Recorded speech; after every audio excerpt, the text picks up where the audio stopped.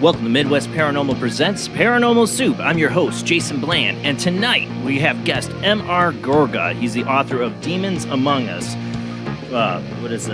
Shocking real-life stories for the paranormal. I don't have this book. I actually have it on my wish list to get this book. Not the Amazon wish list. It's just like one I wrote down. Book ideas for my wife for Christmas. MR Gorga's Demons Among Us.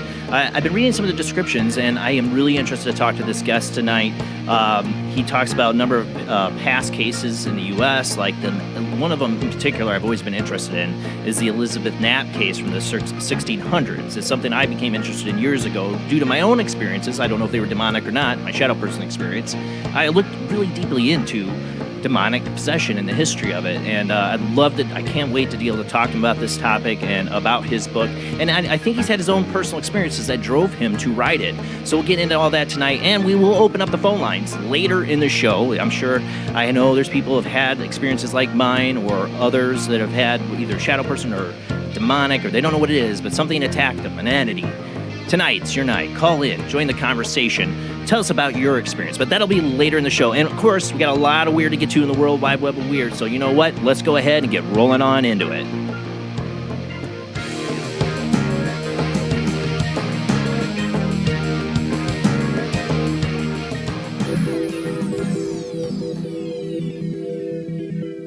Welcome to another night of Paranormal Soup. As I said before, I'm your host, Jason Bland. Tonight's guest, MR Gorga, author of Demons Among Us, will be joining us after the World Wide Web of Weird, after our first commercial break. So hang in there for that. Joining me, as always, every Sunday night is my beautiful co-host and a co-host of the Weird Wednesday show, Jamie D. How you doing tonight, Jamie? Doing well, thank you. Glad to be back again and get to hang out. I've been busy all week, so we haven't got to talk too much. I know you've been keeping me, want me to keep you posted on Liam, and we've been talking. Everybody last week knew that my son Liam, right before the show, an hour before the show, came down with a really bad fever. It's been a roller coaster ride all week. He's all right. I think it's RSV he has, but he had no voice at one point and panicked dad when he couldn't hardly breathe from chest congestion. That's why he ended up in urgent care for people who watch my Facebook page. But he is doing all right. Hopefully he's going to bed now. like he's supposed to, but he's doing much better. And, luckily, no COVID, no anything else, just RSV, which we've been through as parents too many times. Another co-host of the Weird Wednesday show here, and always here on Sunday nights is Rob Autry himself from St. Augustine, Florida. How you doing tonight, Rob? What's up? How's it going? Doing good. Good. My audio is pausing on my end for some reason, but all good. Not good. Don't scare me. I'm trying to get away. I'm trying to get around all this Mercury and retrograde crap. This week's been rough, man. But we got a lot to get to, so let's go ahead and roll into the World Wide Web of Weird.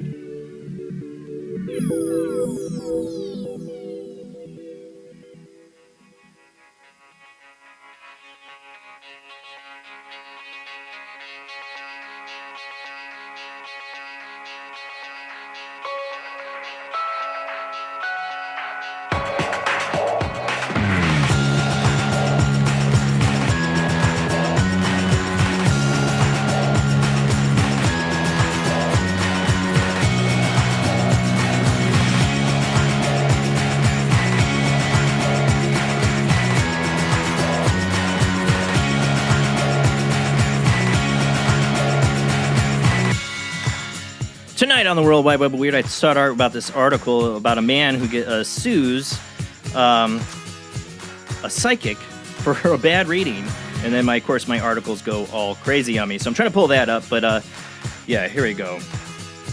I don't know why I did this with the article, but hold on, I'm trying to pull it up. But man sues psychic for bad reading, basically. Man, if he wins, think about the lawsuit. There's a lot of good psychics out there. I know mediums I have from his friends, but there's definitely not so good ones. For those listening on the Paranormal Radio Network, we are a webcast. We are streaming out to Facebook, YouTube, and Twitch. So if you want to watch, you can. I'll try to narrate as best as possible. If I can get this darn article to pull up. I am trying. Here we go. Man sues psychic over ex-girlfriend curse. Man in the U.S. is suing a psychic who he claims failed to remove a curse put on him on his marriage by a witch. The bizarre lawsuit has been filed by Mario Restrepo from California, who was told that his former girlfriend had asked a witch to place a bad luck curse on his marriage. His psychic, self-proclaimed love specialist, Sophia Adams, had told him about the alleged curse during a tarot reading session and emphasized it would ruin him if it was not removed.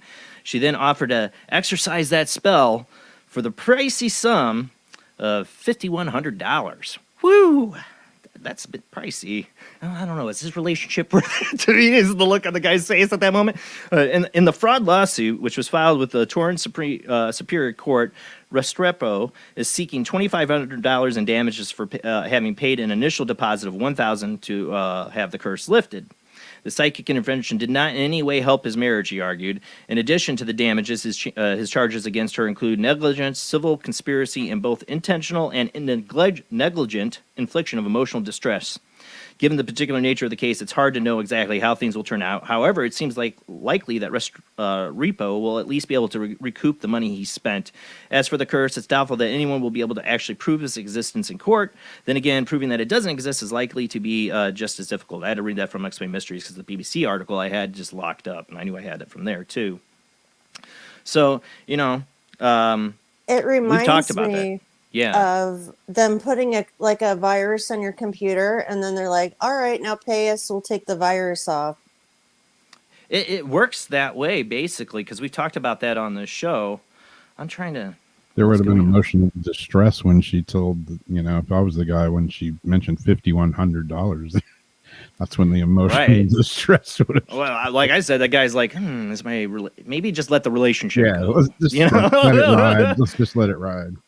Yeah, but we've talked about this. You and me, we've gotten from people, have sent us messages like, talk to this psychic. I've gotten. I thought you guys might have too. I've gotten messages from people, doing this show. Oh, a psychic wants me to give him $500 to remove this curse they say I have on. I'm like, what do you think? Use your rational thought on that one. Don't do it. Don't give him the money. So maybe it's good this guy's taking him to court. Maybe. I don't know. I hope so. People like that makes the legitimate people, it makes it harder for the legitimate people. Exactly. All right, next article. I don't know if I got the right one here. What do I got up next, Rob? What's the article 2? Okay, I do. Okay, I have the right one. My tablet's being weird. Lithuania man eats over 2 pounds of metal after quitting drinking. Man, this makes my stomach hurt, this story. Doctors in Lithuania removed more than 2 pounds of metal objects from the stomach of a man who told them that he picked up the bizarre habit after eating various screws, bolts, and nails after he had quit drinking. The very strange case reportedly began about a month ago when the unnamed patient decided to put down the bottle, so to speak, and embrace a sober lifestyle. However, his plan took an odd turn when the man suddenly felt compelled to start scarfing down small metal objects he found around his house. As one might imagine, the reformed drinker eventually began experiencing abdominal pain. And here we got a nice picture of all the pills. It's giving me abdominal pain looking at it.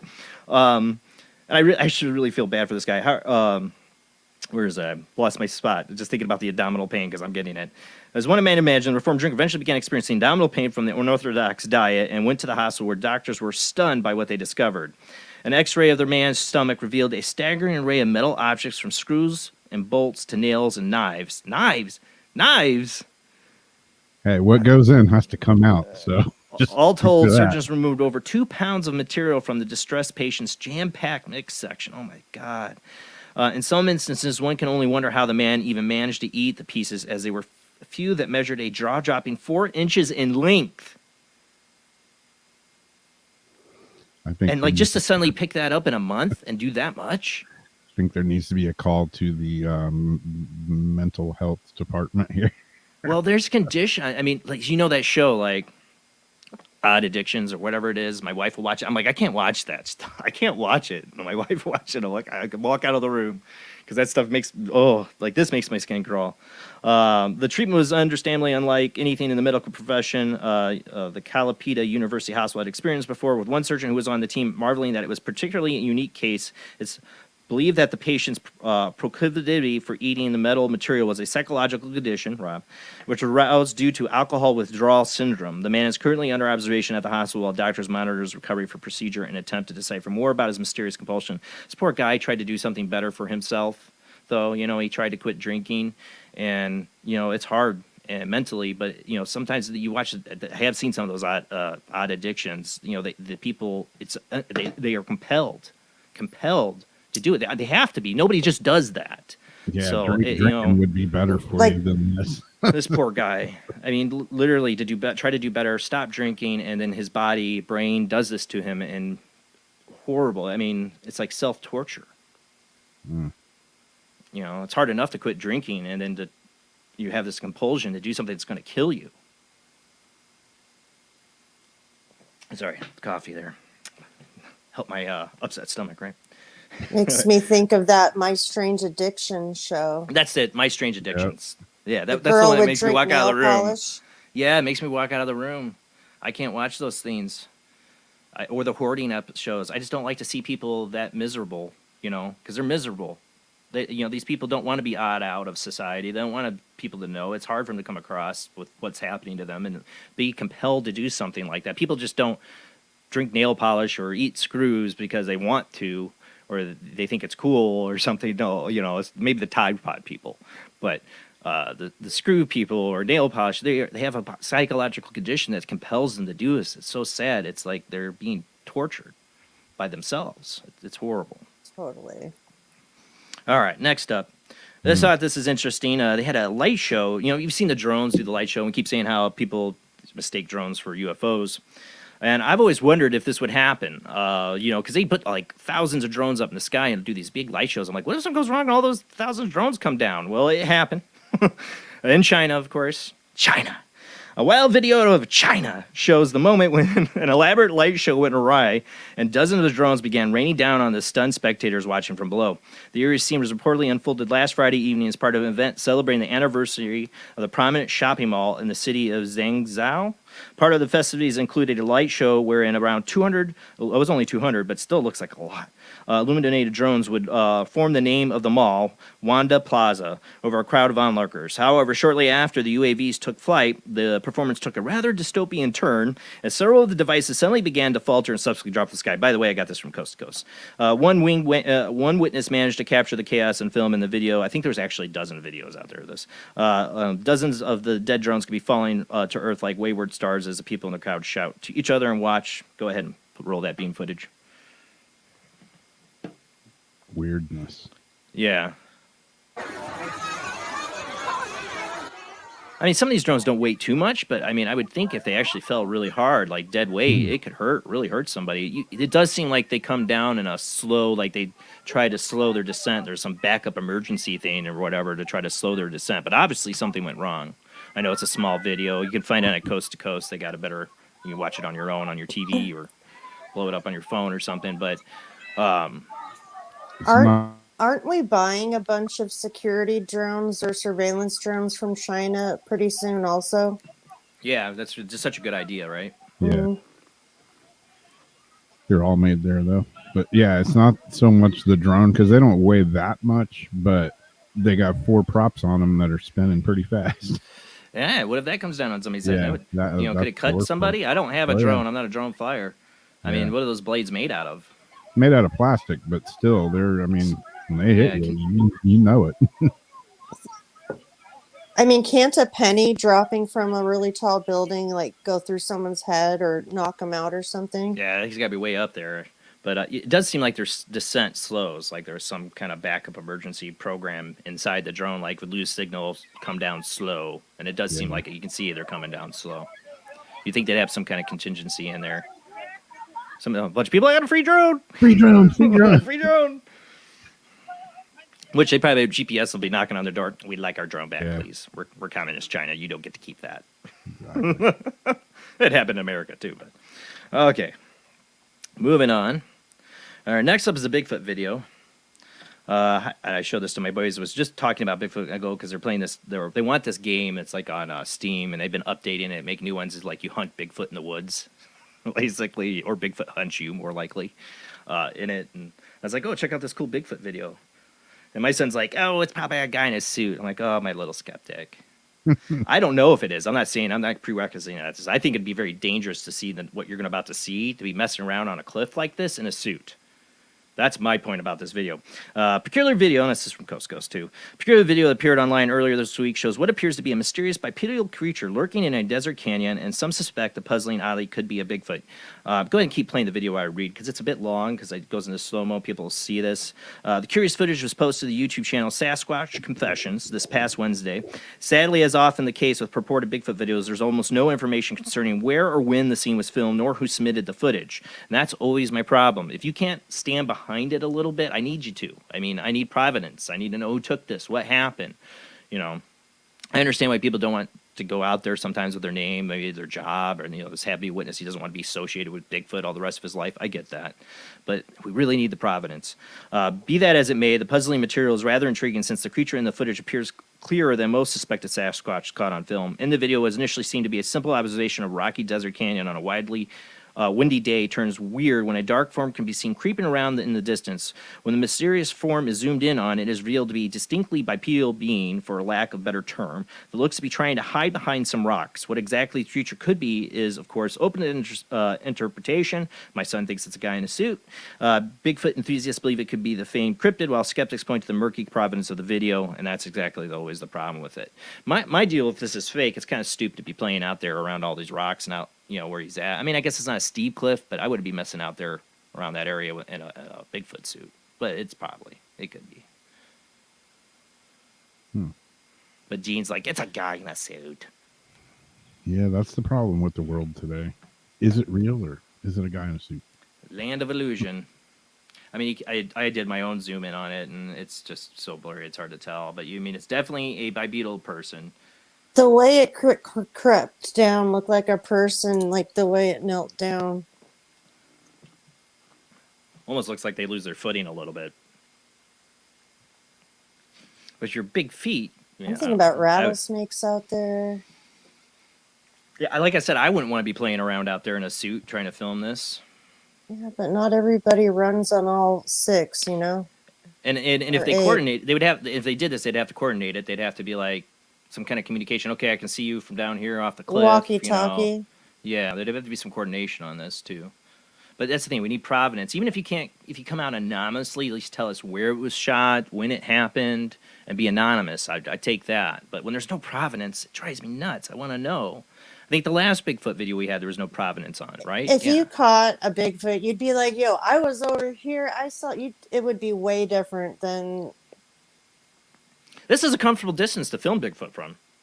You know, unlike the one that was all like beefcake, you know, and it's like 17 seconds long. I don't blame it for being 17 seconds long because if you saw with that beefcake Bigfoot, you wouldn't record very long to get the hell out of there. This is a comfortable distance to film it for a while, you know, like, yeah, it's back there. It's not going to get off that cliff. I'm good, right? And then it starts coming down the cliff. Okay, bye. open the windows. Time to run. That's when it'd be cool to have a drone like going right over it. Yeah, you know, I keep thinking that, you know, there's that one hoax drone footage, but I keep hoping that there would be a real drone footage. You think if we were going to capture it in that Bigfoot game, they got the cameras, you get a drone, you can fly around like there. I'm like, this is what we need right here in this game to find Bigfoot. Yeah. I mean, really drones would be a key, you know, I mean, they don't have to be like right over the top of the trees. I mean, you can get, I mean, the drones nowadays, you can get way up high and even zoom in, you know, and it's good video. It's not like 1987. Well, so far, I've only seen really a hoax overview. one.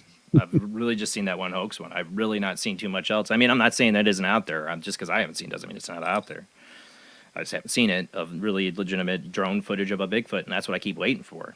You know, there was one we had on the World Wide Web of Weird years ago, and it was totally debunked. You know, that's fake. All right, this next one could be fake, but it comes from one of my favorite YouTube channels, Hidden Underbelly. Always has really good stuff. Doesn't mean this isn't fake. But Hidden Underbelly just had this recently. Curious piece of footage circulating online appears to show a cube-shaped object lingering in the clouds over a city in New Jersey. The intriguing video was reportedly recorded on September 28th in the community of Vineland. According to the witness who recorded the weird scene, a strange silent lightning storm was passing over the area, which prompted them to go outside and film the peculiar event. Although they did not notice it at the time, when the person watched the video later, they spotted an unusual anomaly in the sky.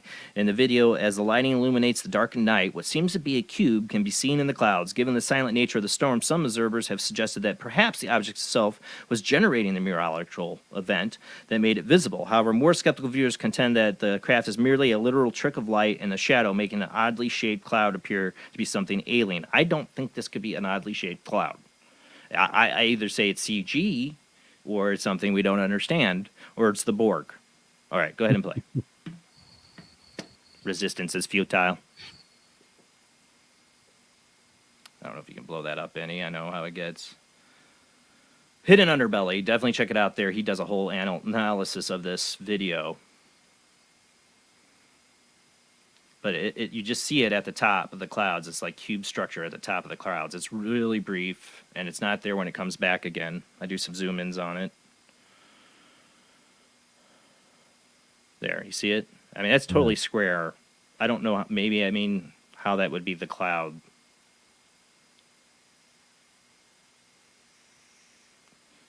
I mean, clouds take odd shapes. I mean, maybe, but that looks totally square. Yeah. It's not a building in the back. Some people speculate it's a building, like maybe they're taking a thing. I don't think it's a building either. But yeah, it's a silent storm that at the beginning of the video you hear the person filming it, and there's like you can hear the crickets and all that stuff, but you don't hear the lightning, you don't hear thunder. That is a weird shape even for a cloud, but Yeah. Who have been assimilated. Right. Like I said, resistance is futile. Yeah. If the Borg or the aliens come in here, we are screwed. I think about any alien race, man, we're screwed. We don't need an alien race. We're screwed. All right, let's move on before we run out of time. We only got like a couple minutes, and I got like two more things. So, irishpost.com. I really can't get into this article too much because we're running out of time, but here's some more UFO beam footage. This was filmed in Cork, I believe is the town. It's from the irishpost.com, October 6th. Footage of 3 unidentified orbs lights hovering high above Cork have been unearthed online. The jerky video recording shows a series of glowing fireballs floating over the city before moving slowly across the city. This was recorded a few years ago, but it's been circulating online. I've seen it posted on Facebook quite a bit. And I think I saw it a few years ago, but now it's circulating again. And it is like 5 minutes long, so we only can play a little bit of it. Go ahead and hit it so people get a little bit of an idea what this is. But IrishPost.com talks about it. It goes on for a long time, and these things are flying around the corner. And I want to look back at my shows. I swear I covered this, but it's been circulating a lot again online. I think it's just the interest in UFOs. Some of these older ones come back, but this one's a really interesting one. Like I said, it's like 5 minutes long. This guy records it for a long time, and these lights go up and down and around. It's not. I mean, it could be Chinese lanterns. But that's what I just thought, maybe. But the way they light up in some of them, if you watch the video as it goes, it doesn't. I've seen Chinese lanterns. It does not appear to be that way. The way they appear and disappear and come back. In this video, it's 5 minutes long. If it wasn't that, if it was a few seconds, I go, Chinese lanterns. But after watching it for 5 minutes, I'm not so sure. And it looks pretty daytime, right? Like yeah, it's not yeah. night. And most people are going to do it during the day, So that was my other thing. So that's it. Check that one out. And then I want to get to this last one because this has been going around. I've seen this. Everybody's talking about this one.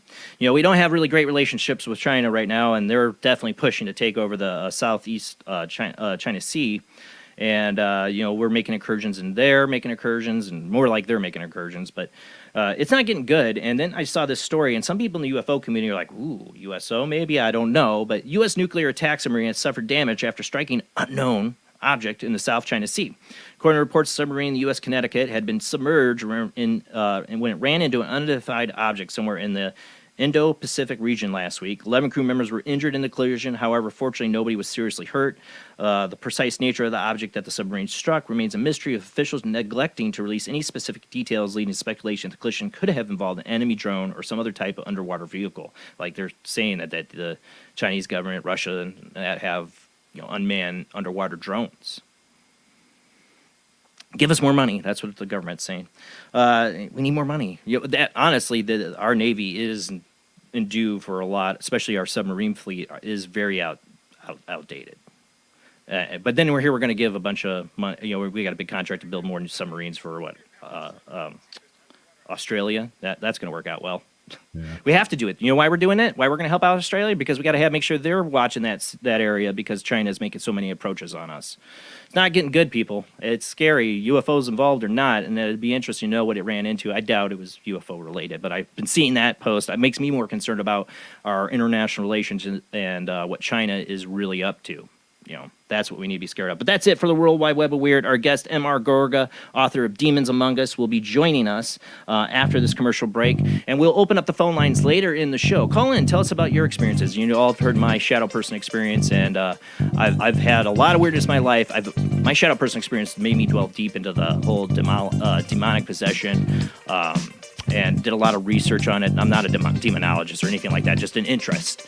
And my main interest was my own personal experience. I wanted to know more and look into the past. And some of the most historical cases are always been really interesting. We'll get into that tonight with our guest, MR Gorga, when we come back from the short commercial break.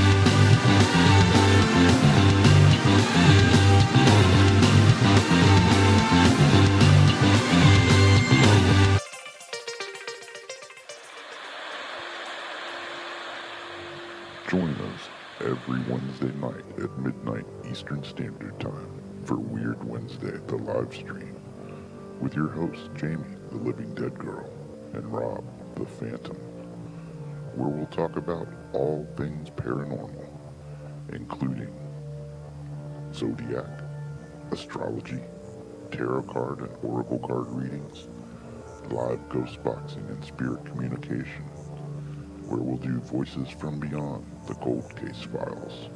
So we hope you join us live on Facebook and YouTube every Wednesday night at midnight Eastern Standard Time. We hope to see you there. Bye-bye.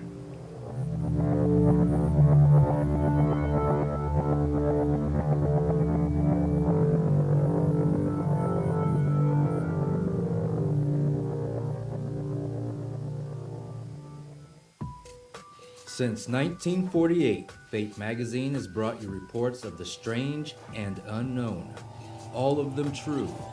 Fate Radio is carrying on that tradition, bringing you the unusual, macabre, strange, and bizarre.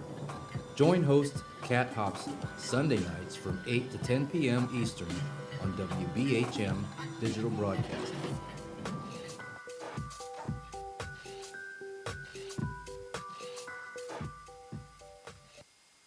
Of the second kind, physical evidence of a UFO. Close encounters of the third kind, contact. From Steven Spielberg, the director of Jaws, comes one of the most ambitious and unusual films ever made. And what you will see has never been seen before. It's a cosmic mystery crossing what many scientists believe will be the next threshold of human experience. It is called Close Encounters of the Third Kind. It begins in an Indiana town and leads to one inescapable conclusion. We are not alone.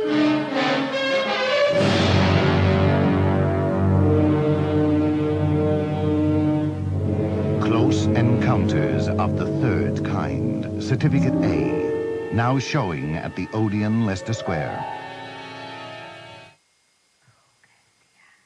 The international chart-topping, Haunted Horror of Haverfordwest has been described as terrifyingly real, a must-read, shocking and chilling brilliance, genuinely worrying, utterly frightening. Don't read before bed. Described as one of the spookiest writers out there, best-selling author G.L. Davies presents Haunted Horror of Haverfordwest. The true paranormal account that is shocking the world. Dare you enter? Dare you read? Haunted Horror of Haverfordwest is available on Amazon, Barnes & Noble, Kindle, and wherever books are sold. Pray you never have to live there. This is the sound of a space clock aboard a U.S. satellite 180 miles above the Earth. No one winds up this timepiece. It's powered by a tiny battery, a battery that delivers power for years without replacement.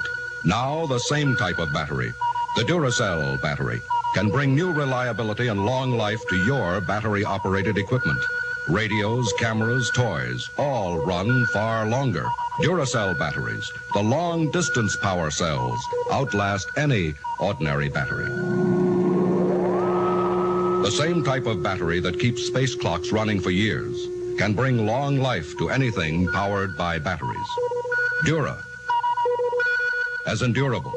Cell, as in power cell. The Duracell battery, made by Mallory. Are you intrigued by Paranormal Talk Radio? You'll love the new Paranormal Radio app from Talkstream Live. You'll find a great selection of talk shows covering UFOs, ghosts, strange phenomena, and much more. Download the Paranormal Radio app now and start listening to the very best in paranormal talk entertainment, including the network you're listening to right now, the Paranormal Radio app, free in Google Play and the iOS App Store. Switch to DCS ranging. 240, nominal to profile. We're in the pipe. 5 by 5.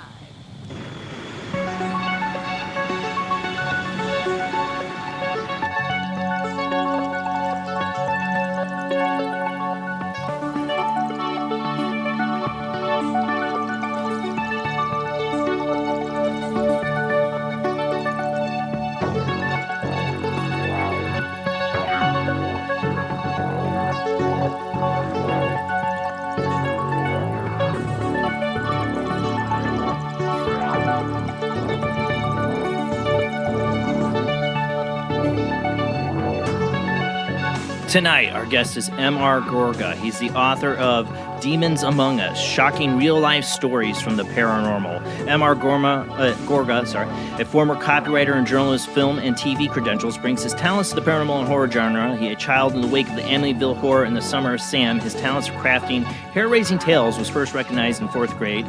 When my teacher called my parents after first reading one of my stories, I thought I was in trouble, he finally recalls. I had that happen. Instead, he announced, "Your son has real talent for writing. Sign him up for Young Authors Club immediately." His writing career now spans decades. His work has appeared in numerous magazines and Fox Family Channel Real Scary Stories. Between writing, he plays a mean guitar and swills copious amounts of coffee. I do that too, especially tonight. Mr. Gorga lives in partly sunny South Florida without pets, and it's a pleasure to have him on the show tonight. You know, this is a subject that, some people aren't comfortable with. I know, when you talk about demons, people are like, yeah, I don't want any part of that. I understand. I've had my own experience. You guys have all heard it on the show. I don't know if it was demonic or not, but it was definitely deep, dark, and I was attacked. And this was always fascinating me about demonic possession or demonic infliction upon people. And something I've done a lot of research on myself, and I'm really glad to have this guest tonight. So let's go ahead and get rolling on into it.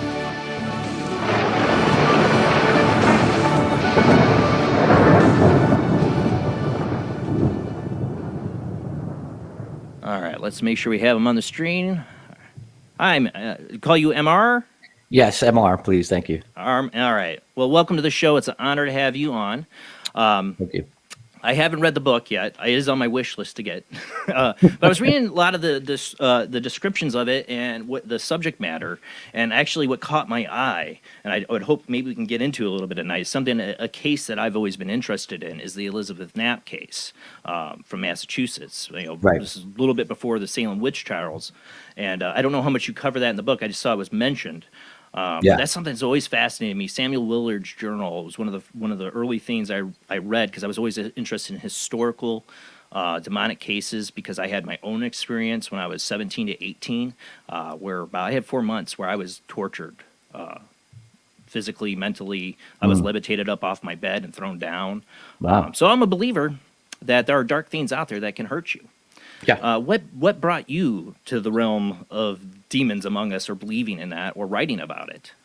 Well, the belief in the paranormal goes back a long way for me. And one of the stories I tell all the time is when we were growing up as kids. I lived in New Jersey, and we had a basement, and me and my sisters were playing on the in that second, the bottom story, the basement, and there's a laundry room there, and out of that laundry room, while my sisters were playing, this big white hand came out. This big ghosty hand came out and tried to grab him. I remember I was on the stairs, and they came screaming up, the stairs, and told my parents about the white hand. And of course, we're kids, and and they don't believe us, but it's one of those stories that we still talk about, at holidays and things of that nature. But it also, in the introduction, it talks, you mentioned, growing up around the Amityville Horror and the Summer of Sam. I just, those things, for some reason, had a real indelible effect on me. Growing up, I remember just, living about 10, 15 minutes from where they actually filmed Amityville Horror in New Jersey. And it was just one of those, just a time where it was just the fear in the air was palpable, especially for a kid, like me. And I just think it made its way into my writing. And and it's the 70s were a good time for true paranormal, like, movies. The Exorcist, I mean, it was based off, a real instant, Amityville Horror, the Entity case. I've had Barry Taff on here. All these kind of cases all have similar commonalities, demonic possession or not, psychokinetic activity, but being attacked by an entity. And this is something I have a very personal interest in, because when I was 17, 18, I was attacked. I mean, for 4 months, me and several friends. And I've had experiences all my life, like you. When I want to say this. One of the things is, you said when you saw that hand, Yeah. You had other people, other kids that were there that remember it. You guys still talk about it. I think Yeah. that's so important. I think that's so important. So many people have a paranormal experience alone as a child, and they write it off, or that was just a dream. My cousin tried to do that, but I had the experience with him, seeing a green floating head. I'm like, no, that wasn't a dream, buddy. We saw that together at 5. And that's the thing that people always want to cast it off as some other thing, but until they've had their own experience, exactly, it's a whole other ballpark. Well, that's why I do the show. I want people to be able to feel like they have a room to talk about it, because some people do believe it. They don't want to talk about it because, for me, my shadow person experience, there's still things I won't talk about it because it was very personal. This thing knew everything about me. It knew all my insecurities and fears and everything I've done wrong. It knew all of it. Oh, yeah. And it changed my life. It changed my perspective. Before then, I wasn't an atheist per se. I was still believed in an afterlife, and I had so many experiences I couldn't deny it. But when it came to God, I was very much like, no, I don't have any. I don't care for any religion. I still don't. I don't care for organized religion at all. I don't call myself a Christian, even though I do believe in the words of Jesus Christ. I do have my problems with organized religion, big time. Any of it. Yeah. All of it and any of it. I don't. I develop my own spirituality and try to learn and observe the truth, but I had my experience, and it brought me to my knees. Well, I was literally not my knees; I was floating in the air, and I called out to God in my mind. I couldn't open my mouth, but I was like, "Please, God, save me!" And He did, or it did. I'm still one of those. I'm not, like I said. You might be Christian. Me, I'm spiritual. I believe in a higher power. I don't know what that higher power is. I question everything still, but I do know there's a light at the end of the tunnel that saved me. Right. So I believe in a higher power, and that there are evil things out there that will attach to you. Yeah. Yeah. Well, that's what the book is about. And that's why I wrote it, was because, the book, was an answer to a series of nighttime assaults that I was experiencing. And, late night strangulations, like 3 in the morning. Chokings, evil whisperings, scratchings, and just very, very demonic things. Like chest suppression, people would call it, like sleep paralysis, but it's so far beyond that. It's way beyond that. I'm right there with you, because that's what I've had people either call me a liar, or you're just having sleep paralysis. I'm like, sleep paralysis doesn't levitate you off your bed and throw you down 3 times. So exactly. And and it doesn't come with such fear and dread that fills and permeates the room, like you can practically feel it and taste it. It's such a dark dread that literally just fills the room with this dark power, and that's not sleep paralysis. I mean, people like to have like put answers to everything, or put smart titles to everything, and listen, not everything is explainable, and that's what paranormal means. It's that it's beyond explanation, or beyond scientific explanation, and demons and demonic activity, that's just one of them. And it's been around since the beginning of human civilization. We've had our guest Heather Lynn on here, an archaeologist, who we've talked about ancient Samaria and Mesopotamia. They had demons for toilets, for God's sakes. They had demons for everything. Like they were drilling holes in people's heads to get the demons out.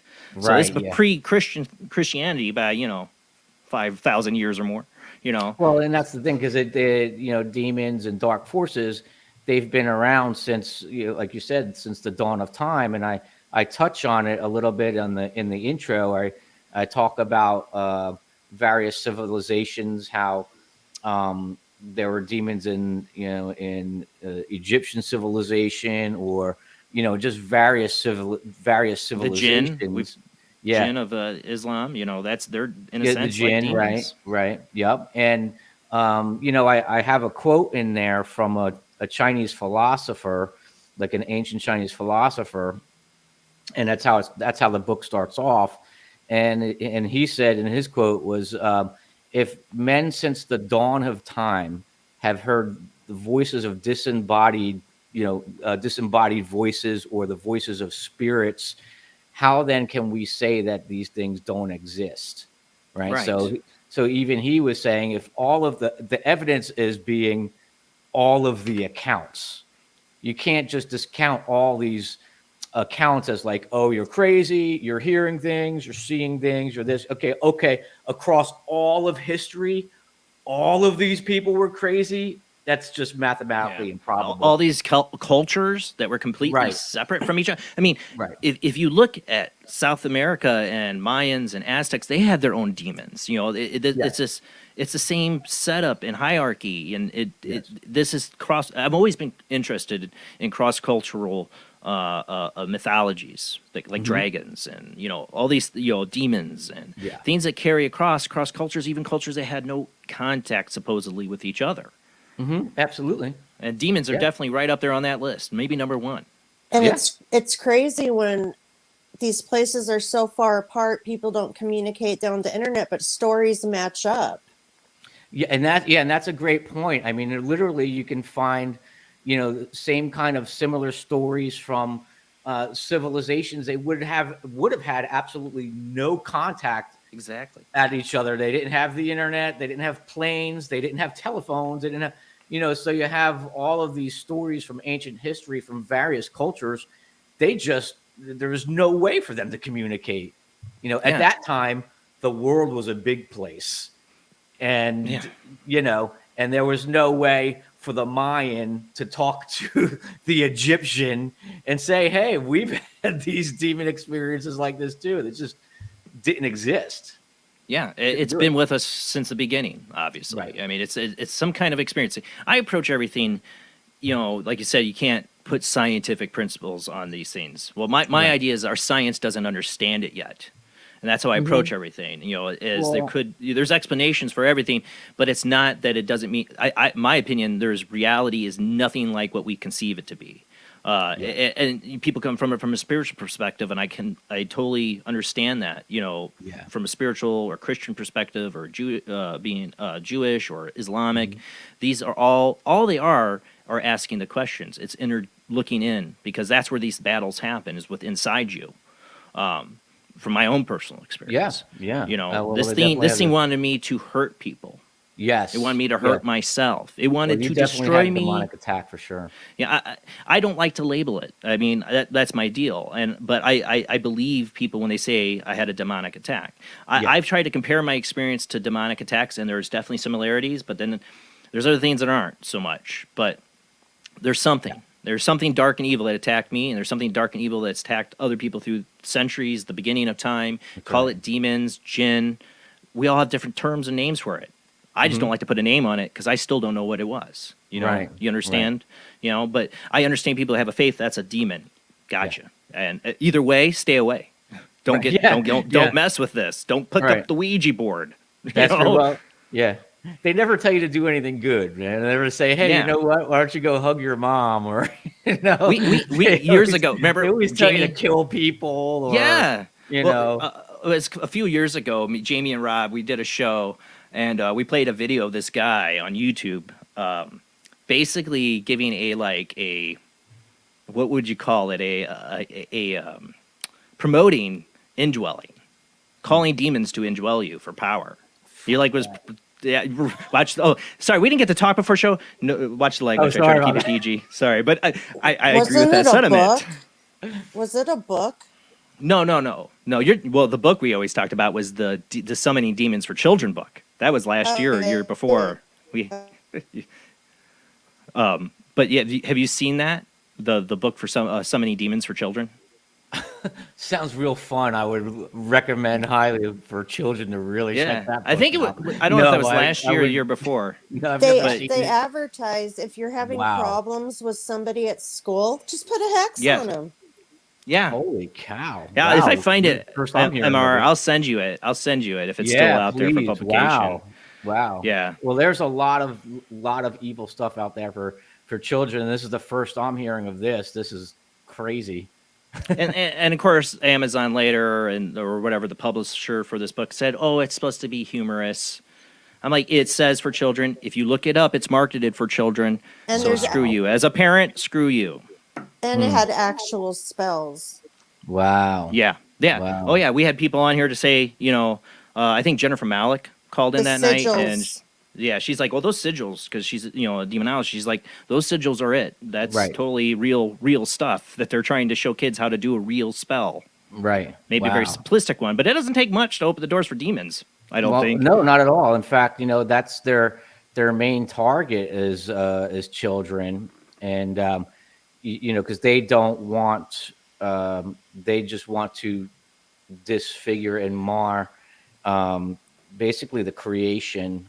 The most purest thing, what's more Right, pure exactly. than a child. Yes, exactly. And so, you know, so the demonic is always, the main thing is after children, but not just children, especially boys, because it's after the masculine identity, and it's after the just the masculine figure, and that's what it's after, just to kind of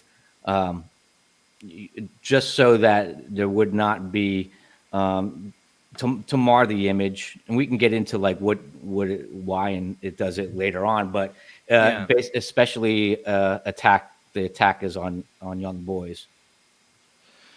Yeah, I mean, the classic case that The Exorcist was based off of, the pseudonym of Roland Doe was the name of a boy in Missouri in 1948.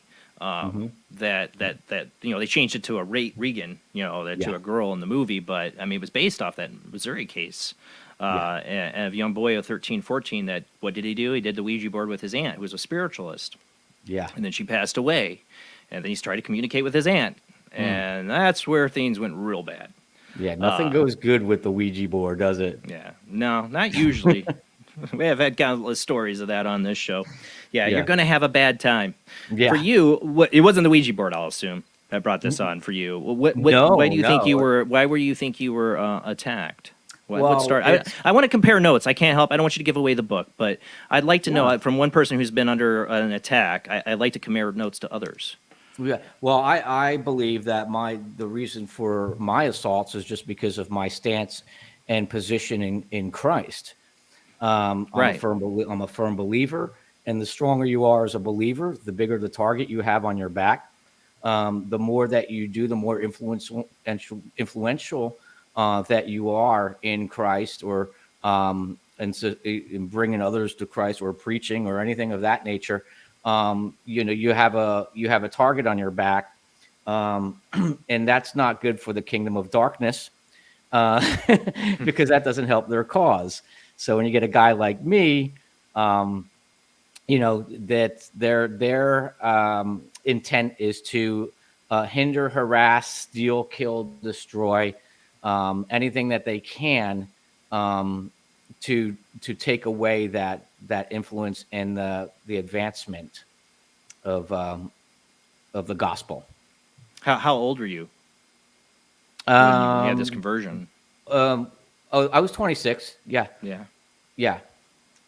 And so did it kind of start the moment you decided to become a Christian? I've actually have Christian friends that have had this experience too. So I find this really fascinating. Really. Yeah, yes. I actually have Christian friends that have gone through this.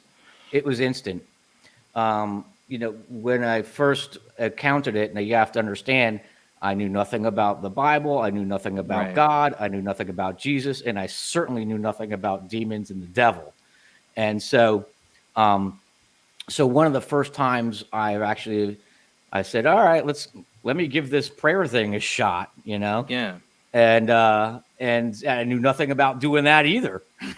So, and so I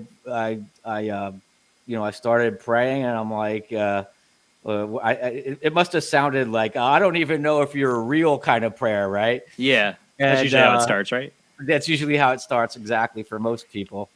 And I was no different. And but as I did, I felt something coming to the room, and this presence, this dark presence, and I felt something right behind my right ear. And I kind of like cringed my shoulder to kind of like make it go away. I was like, I didn't want to turn around. But you could feel it. Yeah, absolutely. Yeah. And then all of a sudden the voice spoke, and it said, you might have gone to God, but you belong to me. You will always be mine. I will never let you go. You'll always be mine. Did you hear this audibly or in your This head? is audibly. This is spoken Wow. directly into my ear. This is audibly. And, and the funny thing is it wasn't the voice of a monster like you would hear in Hollywood, it's hoarse or gravelly or monstrous or anything like that. The voice was absolutely placid, absolutely regal and smooth and silvery and even princely. And but beneath that princely regal tone was an undercurrent of evil that you could cunningness is what I sensed, like a cunning evil right below that placid voice. See, I would hear this voice in my head while I was paralyzed. I don't think I was hearing it audibly, but sometimes I wasn't sure. But most of the time, I believe it was like a telepathy. I would hear the voice, though, and to me, it sounded like Mark Hamill's Joker from Batman animated series. Seriously, it's the closest thing I can describe, maybe without so much laughter, but it would laugh, an evil laugh. Oh, yeah. Yeah.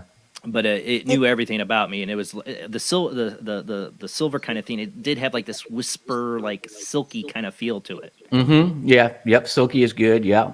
Yep.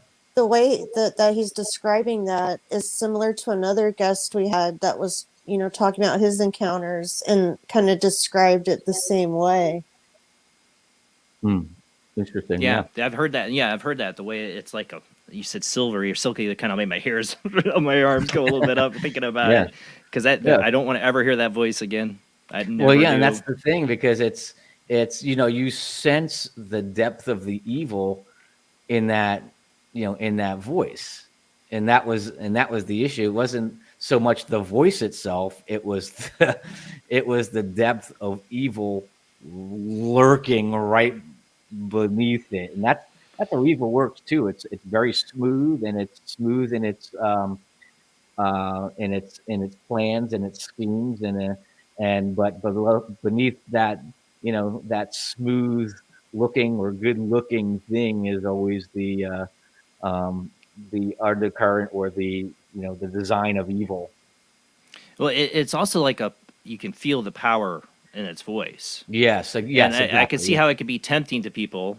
Some people might tempt to do things like it did. From my experience, I was being tempted to act out on things it would show me. It would rip me out of my body and show me how people were talking behind my back and my girlfriend cheating on me, and show me things that were going to happen before they happened.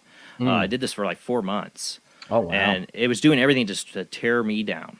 Wow. Now, did you get shred? Now, did you go into like modes of like deep depression? Yes. Oh, yeah. All that kind of stuff that comes. Yeah, because that kind of stuff comes along with it too. Like, when when you have these interactions, there's there's deep depressions, and there's suicidal thoughts or killing people. The more I went down the hole, the more powerful this thing became. Mm-hmm. Yeah.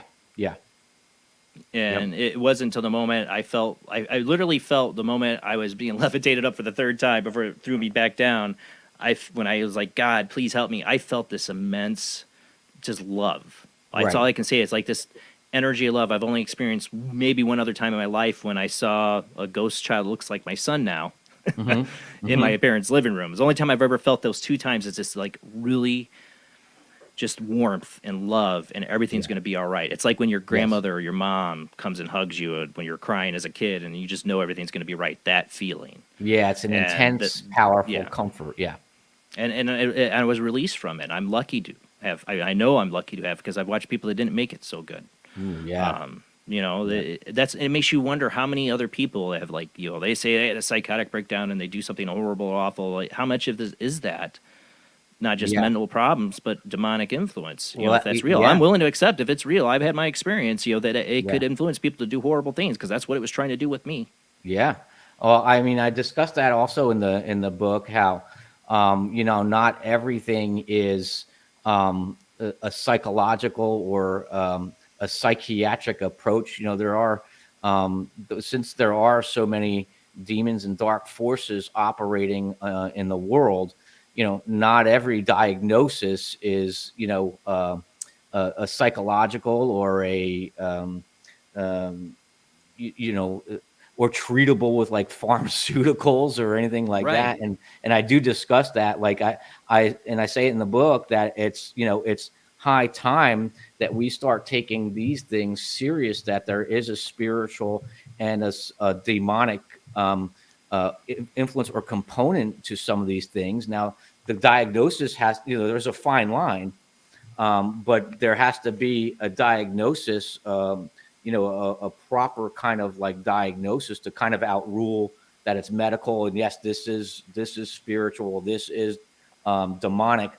But I believe that there is such heightened demonic activity that not everybody is treatable with Prozac or Zoloft or those things of that nature. As a matter of fact, I discussed this in the book, and the people who are on these medications, they're saying, I'm hearing demons, I'm hearing things, and I'm hearing things. And one of the things I talk about is a 12-year-old kid who killed his grandparents, and they had just upped his dosage of one of these medications, and in court. So he said, I kept hearing the devil, or I kept hearing the voices, and it kept saying, kill, kill, kill, kill.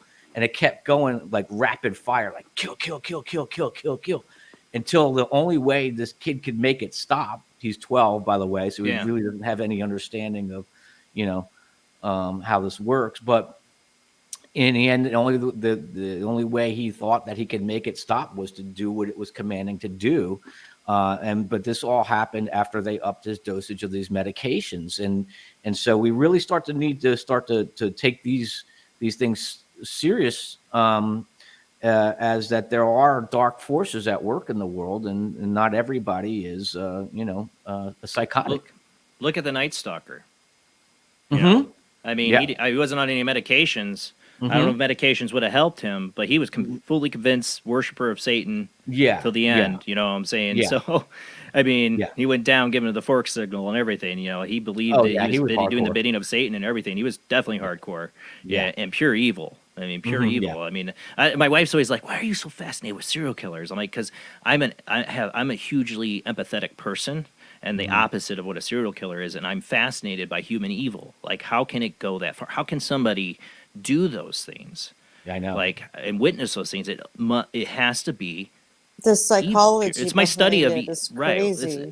The psychology of it, but also understanding what point does a person get where they can't empathize with anyone, any human, and they can do that to somebody, to a child. I mean, my mind can't grasp it. I mean, if you're that deep in, and you actually really are, worshiping Satan, he promises things. First of all, it's not a figment of his imagination that he's worshiping. This is a real thing with a real power. And if he's doing the devil's bidding, he usually promises things for the more evil or the more heinous things are. So it's like, okay, you kill this child, I'm going to give you power to do or such and such. So there's always some kind of like an incentive. There's some sort of evil incentive for them to do, you sacrifice, this child or whatever. Again, the demons, they always want child sacrifice in some form or other. And so if you do these things, then they promise to grant more power. And so they believe. Do you remember the movie Jennifer's Body? Did you ever see that? I know the movie. I don't think I've seen it though. Adam Brody plays this rock star in it, and him and his band murdered this. They're supposed to murder a virgin to Satan. It's kind of a comedy horror in a way. I think it's comedy in the fact that it's kind of cheesy. But they go to murder a virgin. Of course, it's Megan Fox, or she's not a virgin, and it screws up. And she comes back and goes out to kill them all. But they did it. They were like a rock band that wanted to make it, and they knew they had to sacrifice a virgin to make a deal with the devil. They were like, all the rock bands are doing it, and rap stars and everything. And I go, it would make I see some of these people that come on the scene out of nowhere, and the next thing you know, everybody knows about them in the music, and I'm like, listen to the music, I'm like, this is garbage. How do these people make it? Why do people like this? And I'm like, they must have made a deal with the devil. And I think of Jennifer's Body. You wonder. Yeah. Some of this music is so bad they had to make a deal with the devil to get as far as they went. Yeah, I agree. But generally, it seems like people for like the Night Stalker, Richard Ramirez, it didn't work out good for him. I mean, Well, it usually does, never does. It's not like, you know, it's not like anything really good ends up. It ends up in like, real destruction of somebody's, life. yeah. And, the deeper you go, the more destructive it gets, I mean, how long did it go on for you? Which one? Like When the you string. became a Christian and then you had this, attack like this, Well, it's there. or voice, I guess. Well, I mean, that was the very first time in like prayer. So that was when I realized, okay, this is real, right? Because you Right. can't imagine things like that. Like it's nowhere even in the realm of your thinking, and and it's so, and it's so far beyond, but no, it's ongoing, and these things actually still get attacked, still go through demonic experiences. The string of attacks that caused me to write Demons Among Us was Yeah. unique in the sense that this was going on probably for a week or two, and then I realized like I head up like a prayer ministry at the church that I go to, and we meet on like Thursday nights, and after going through the string of attacks, it was like 30 people there, and I asked them, I said, is anybody else experiencing these things that I'm experiencing? And one by one, these hands started to raise. And so and all in all, 13 hands went up. So I realized at that time that it Right. just wasn't me, and nobody wanted to say anything because they thought they would be called crazy. And so it was, and everybody was experiencing very similar attacks. And that's when I realized that, A, it wasn't just me, B, people are being attacked, and third, how many more people are being Right. That right. unaware. And that's why I wrote the book, primarily to kind of open people's eyes to the dark forces and the demonic things that are happening in the unseen realm without them even knowing it, and what the kind of influence it has on their lives without even being aware of it. Now, I mean, there's I can't think of the guy's name right now. There's a minister out there that does exorcisms, not exorcisms. What do you call it? Deliverance. Sorry, deliverance. I shouldn't say exorcisms. That's a Right. Catholic thing. He Right. does deliverance ministries. Bob, I can't. What is his name? His daughters Yeah, do it Bob now too. something. I don't know. I don't. Yeah, you know follow who I'm him. talking about. They've done a Yeah, I 60-minute do. special. What do you Mhm. think though about like somebody like him, and he has like a crowd of people, and he's like, and I'm not trying to like make you call out anybody or anything like that, but just an opinion on it. I mean, I don't know him. I don't know, what he's doing is real or not. I'm not trying to criticize him, but I've just always felt like you see, like I saw the 60-minute special with him. That's 60 minutes. They're going to edit and make it the way they do. Yeah. But I've seen other stuff on him. I've seen interviews and listened to interviews of him. And I mean, he's very passionate. Obviously, he's dedicated his life to it. But when he's like exercising, he's exercising demons for everything.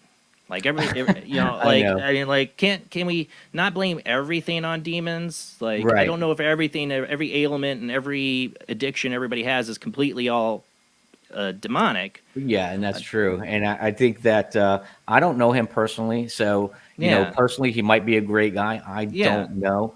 I do know this when Bob Larson, thank you, Larry. right. That's right. That's right. I do know that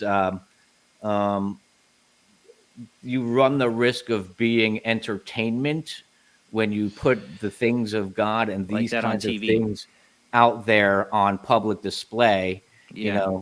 Jesus didn't have a television show and say, "Hey, watch me, everybody, cast out this demon from this guy." Right? It's a lot of his things were kind of done in private. He kicked people out of the house, and he healed somebody. You know what I mean? Yeah. So in a lot of these things, and people like to use for their own purposes and for their own reputations and for their own whatever their agenda is. So there's the risk of doing that. Again, and not everything's a demon. So, if it was really doing this, then take it off TV. Yeah. Because you're dealing with people's lives and it's very serious. I mean, it's like having somebody that has cancer. I mean, you're dealing with an affliction that could destroy them. I mean, I'll never forget once MR. I was doing research early on. It was like first year doing a show. I've been on doing this for 6 years. It was like the first year I was going to do a show, and I was going to do a show on demonic possession. And I had the Warrens video up. I don't know if you've ever seen the guy who has like they're doing like a exorcism and his head cracks open. Oh, Jesus. Yeah, and he ends up murdering his wife, or not almost murdering his wife. He ends up shooting her with a shotgun. She survives, and he shoots himself. It's a very serious case. The guy destroyed his life. Wow. So I was covering that, and I was also listening to audio tapes of the exorcism of Annalise Michael from the 70s. Oh, God. That I had to turn off. Got scratched. Woo. I was sitting in my car on my break, getting ready for the show that Sunday. I was at work, and I was on break in my car, listening to the audio of it, thinking about, well, do I really want to play this on my show? I don't think so. And I got a cat scratch down my back. Wow. And I shut it off. I was done. It was burning and everything. I've been a paranormal investigator since 2008, and I've been with investigators who've gotten what they call a ghost scratch or a scratch on them, and if they say it burns, I never had one on an investigation, not once. But in my car, listening to that tape, and I've never listened to it since. I got scratched. I've never ever listened to it again. Yeah, I know that tape, and I put it on for a second, and it was just that voice. I'm like, yep, that's definitely a demon, and you just hear it, like you hear the inhumanness and the power like that of it, and it really just it's unnerving.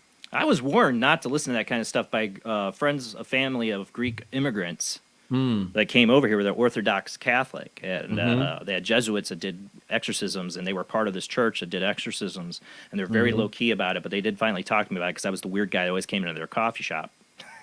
And the youngest son, of course, gave me a lot of the information, but the dad actually chimed in. He was a very quiet kind of guy, but he chimed in. It's real, don't listen, because the son's like, I got to listen to a 1 second base or like a 1 minute recording of it that he wasn't, and he got in trouble for listening to it for somebody else that played it for him. But their church had recorded some of these exorcisms, but they're private. Right. And he said he was warned, and then his father's like, he got in big trouble for listening to that. You can't listen to that. It, you get inflicted. He was firm. His father, firm believer in this. I never knew he had this side to him. It was just the hostess at this coffee place I always went to. And I find all this out, and they were very serious. They're like, they had a Jesuit priest in the family, I think it was. The reason his uncle basically let him listen to it, and then his dad got mad. Like, no. Well, he was right. He was right. But the Jesuit priest, while he's letting him listen, is like, this is the only time you're going to have to listen to this. That's what I remember him telling me. He's like, my uncle let me listen to this. This is one time, and that's it. And because he just didn't believe him. And his uncle's like, you don't believe, huh? But I will never listen to that again. And that's why some people shy away from shows I do on the demonic, and some people love it and are all totally excited about it. Paranormal TV, it's so, you get the obvious on there, demon, they sell the demon theme quite a bit. And I'm very skeptical of that. As a paranormal investigator, I've never run across a case I felt was demonic. And if I did, I have had some cases I've handed off to some other people. That if this is demonic, I'm not doing it. I'm looking for haunted houses, and people are dealing with it, try to debunk it. But when I feel it's serious enough, it's affecting somebody's health and mental stability, that's not me. I'm not the one to handle that, because you're dealing with really dangerous stuff. Right. And TV likes to trivialize it, but people's lives have been destroyed. Go look at Annalise Michael's before and after photos. You want to terrify your soul. Yeah. If you've never seen those photos, be warned. Yeah, it's hard. It's horrific. Yeah, and that's the real deal. I mean, there's no way around it.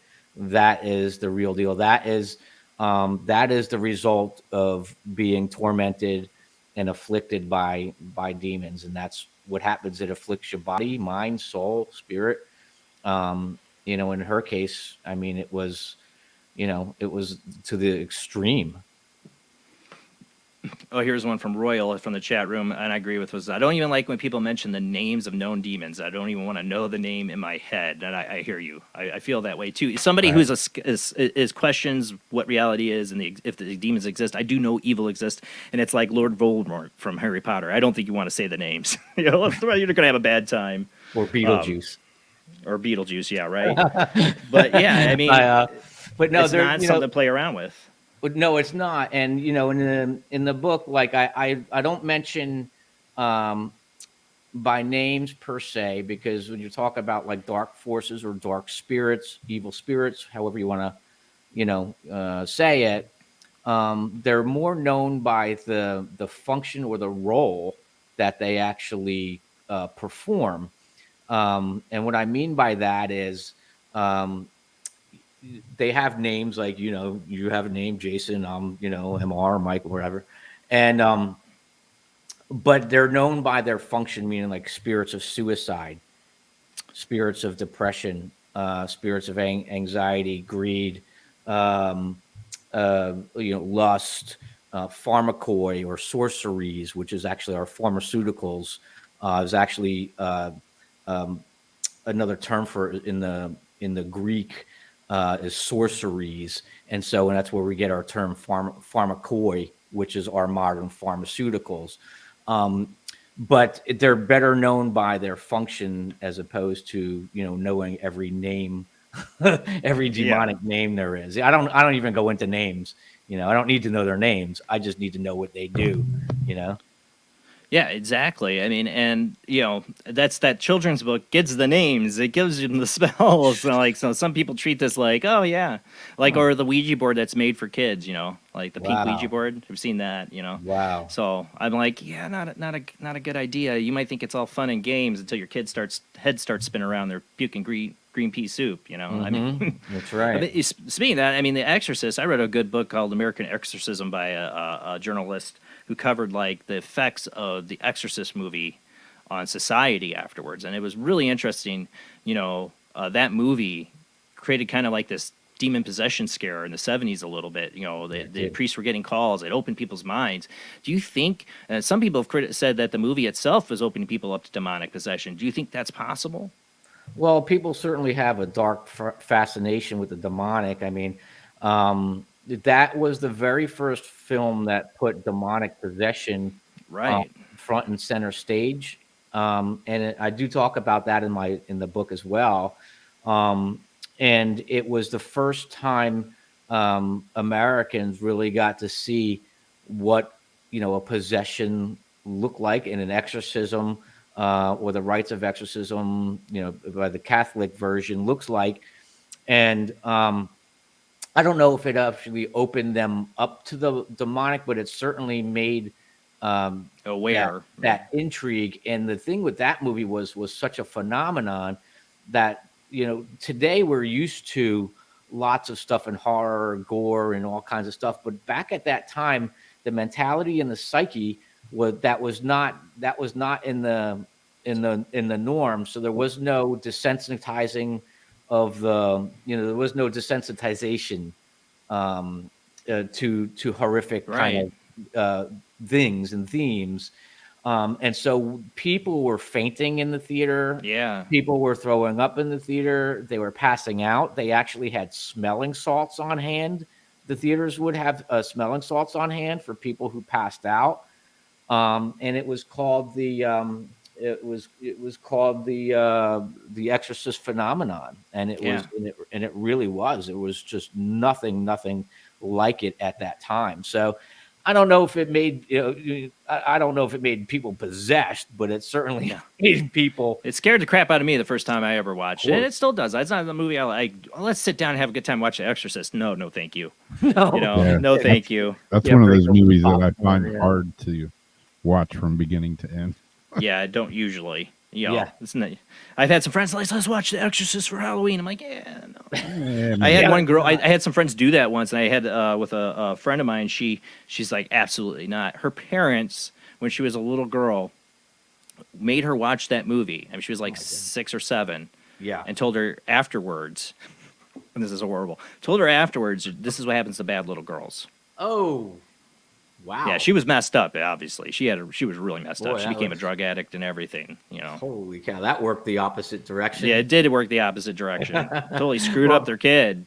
Well, my parents took me to see Amityville Horror, and that was the funny thing about when we mentioned that.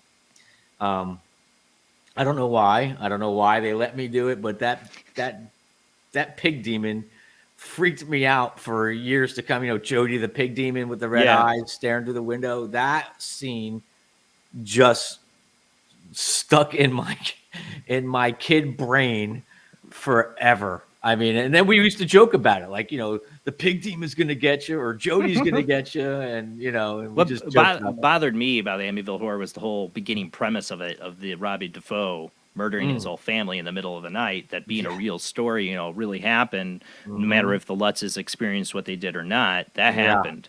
You know, and I've had Jackie Barrett on, a medium who's worked with Robbie before he died, and we've had some interesting shows on him. Supposedly he watched the show once. I don't know, because she was in communication with him. I don't know if I wanted him as a fan or not. Not really. But you know, it was an interesting case, and people are still debating if the Lutzes were full of it, or if it was real or not. And the Warrens got involved. There's always controversy when they're involved. I don't know. I mean, the people who live there now say nothing's happening. I don't know. I don't know if that was demonic or what happened, but that was another movie in the 70s that just capulated everybody, you know, absolutely. like, you know, made people think. Another one was The Entity. Like I said, my friend Barry Taff, you know, was part of that team that investigated that. And even though that's like, they look at it from like a parapsychological kind of sense of psychokinetic activity coming from her, it relates a lot to people who are demonically inflicted. What she goes through in The Entity, you can't not see the parallels. I mean, she was physically raped, abused, beaten, you know, mentally tortured, and you know, the things she went on, she still had it going on even after the Entity case, you know, ends or the movie ends. That woman went on with it. Wow. You know, and people, you think how many people are out there dealing with this alone? Who do you tell? That was my experience. Like, who do I tell? I wouldn't tell my mom, who I'm very close to and open with. I wouldn't even tell her totally what was going on. Yeah, she just knew of it. She just thought I was super depressed and like maybe go see a psychologist. You know, you know, not her fault. I didn't want to tell her because she's going to think I'm losing my gourd. Absolutely. I mean, it's a deeply, deeply, you know, a personal thing, and that's almost how it works as well. Like, meaning that. Going back to the story of everybody raising their hand and experiencing like these demonic assaults, and nobody wanted to be called crazy. And that's another thing that's used. Well, you can't say nothing because they're going to think you're crazy. Right. So that's another ploy. So it's almost like it wants to isolate you. Isolation. Exactly. That's the word I was looking for. Yeah. So it's exactly what it wants to do. Exactly. Yeah. And so that's another, you know, that's just another demonic, you know, demonic ploy. To isolate you, and then further, you know, assault. So, you know, when you're isolated, you feel even more helpless. You know, when you're all on your own, nobody believes you. You know, that's what it wants. It wants that desperation, that hopeless feeling.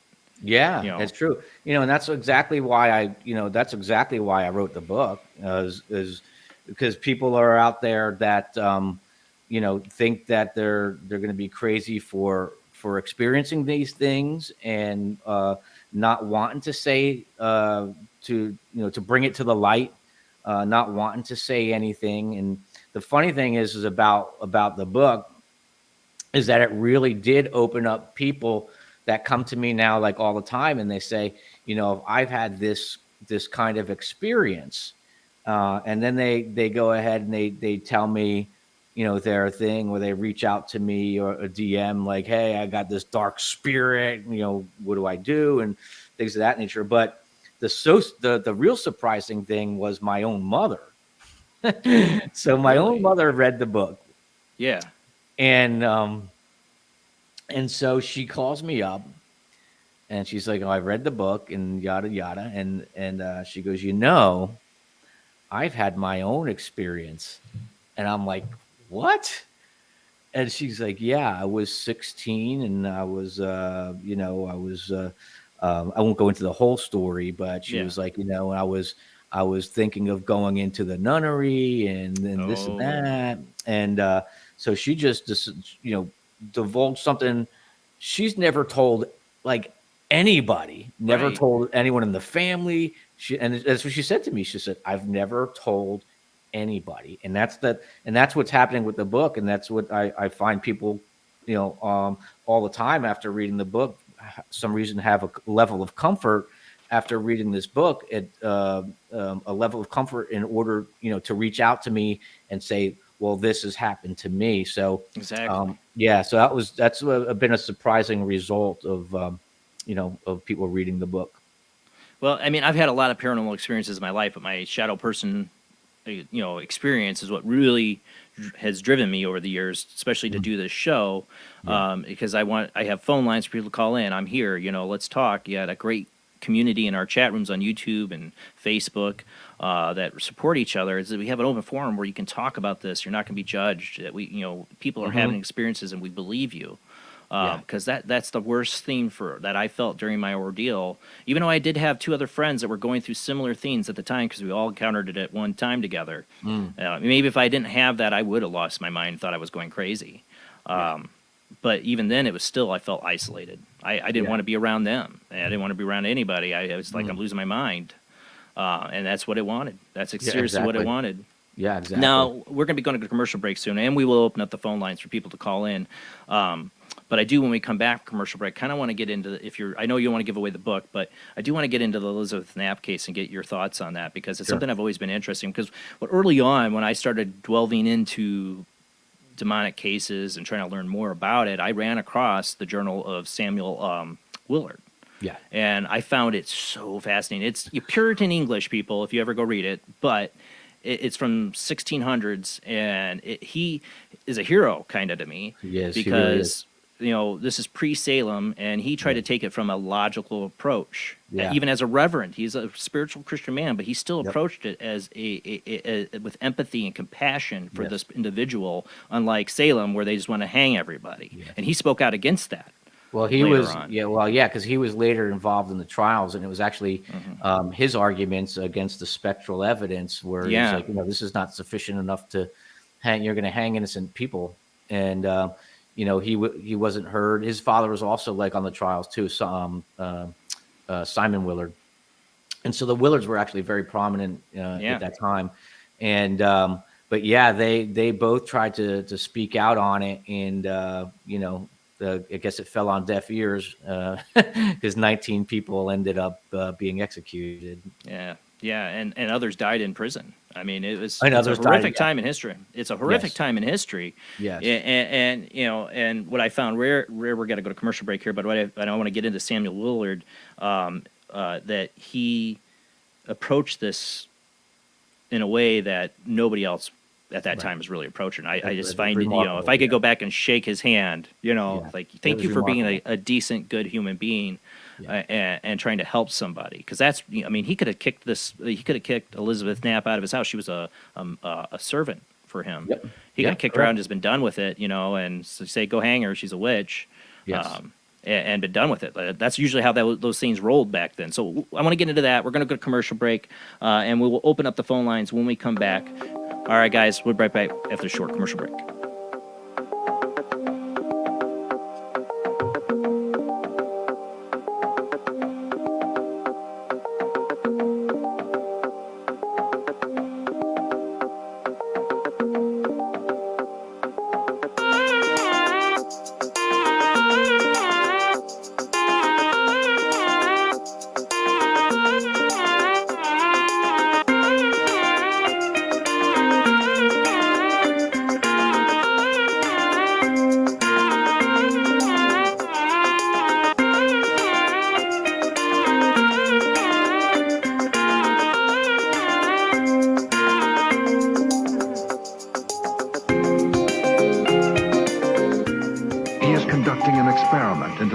Effects of sensory deprivation and hallucinatory drugs. The subject of the experiment is himself, and the experiment is out of control. Ken Russell's Altered States, a film that must not be missed, is in the West End now. Altered States, Certificate X. Do you wish for more paranormal and spiritual content? The Paranormal Chronicles magazine is a free digital magazine crammed with the very best in paranormal and spiritual articles and features. No sign-up, no subscription, just free reading and knowledge for you. Read today at www.paranormalchronicles.com/magazine.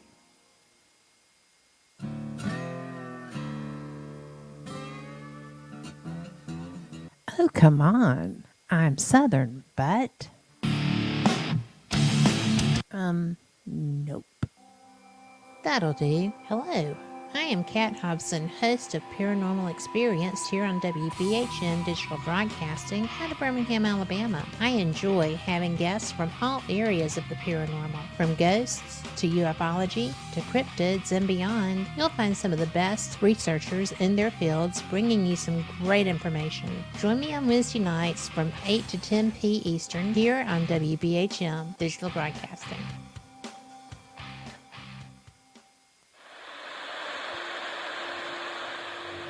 Join us every Wednesday night at midnight Eastern Standard Time for Weird Wednesday at the live stream with your hosts Jamie, the Living Dead Girl, and Rob, the Phantom, where we'll talk about all things paranormal, including zodiac, astrology, tarot card and oracle card readings, live ghost boxing and spirit communication, where we'll do Voices from Beyond, the Cold Case Files.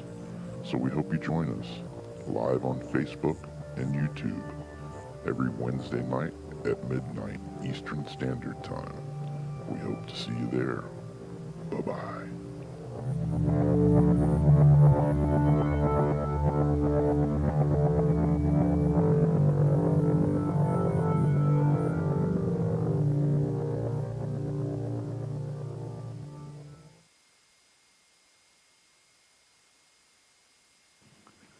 Paranation Magazine is a new paranormal magazine based out of Denver, Colorado.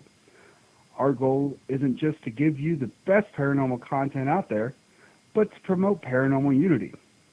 We're doing this by giving everyone an opportunity to tell their stories and to share their experiences. For more information, follow us on Facebook at Paranation Magazine and soon, paranationmag.com. I've Never Met a Dead Person I Didn't Like is the extraordinary travels of a young, alone, and broke psychic in the highly anticipated new book from internationally renowned psychic, medium, medical intuitive, and best-selling author Sherry Dillard.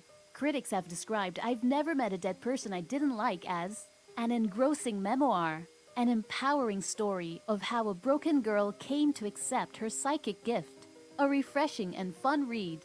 I've Never Met a Dead Person I Didn't Like is available through Amazon, Kindle, Barnes & Noble, and wherever books are sold.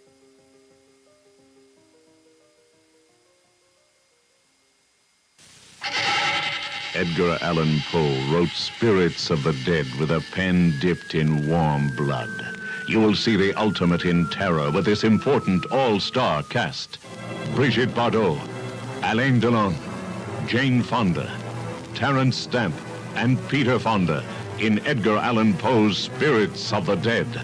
Only Poe's demented genius could bring to the screen such horror and evil. Spirits of the Dead stars Brigitte Bardot, Alain Delon, Jane Fonda, Terence Stamp, and Peter Fonda. Directed by three masters of the cinema, Federico Fellini, Louis Malle, and Roger Vadim. Spirits of the Dead is an adventure in terror beyond your wildest nightmares. Spirits of the Dead in color is rated R. Accept the fact that this city is headed for a disaster of biblical proportion. What do you mean, biblical? What he means is Old Testament, Mr. Mayor. Real wrath of God type stuff. Exactly. Fire and brimstone coming down from the skies. Rivers and seas boiling. 40 years of darkness, earthquakes, volcanoes. The dead rising from the grave. Human sacrifice, dogs and cats living together, mass hysteria.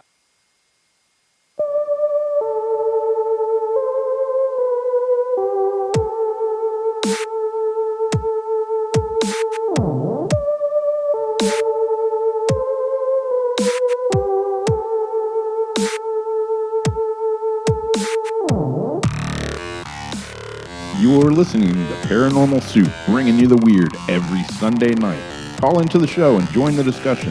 The call-in lines are 219-230-4444 or 260-225-9419 or by Skype caller ID OOJBland00 or JBland Paranormal Soup. And now to your host, Jason Bland.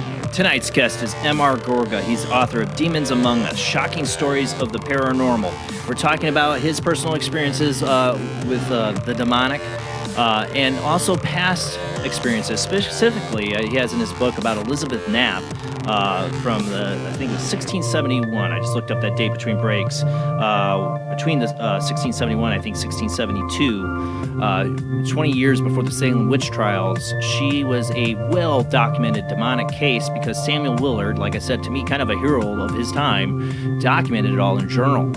And I really want to kind of get into this a little bit. I want to give his book away. Definitely want to check out Demons Among Us by MR Gorga. But this is a case I've always been fascinated, so I can't wait to get into it. And the phone lines are open. Call in and tell us about your experiences. Have you felt you've had some kind of demonic infliction? Have you had something, a touch of the darkness, like MR Gorga did, like my shadow person? You know, call in. No judgments. This is a place we can talk about these experiences. Like I said, we're all pieces of the puzzle. We're just trying to put together this mystery. But let's go ahead and get back to the show.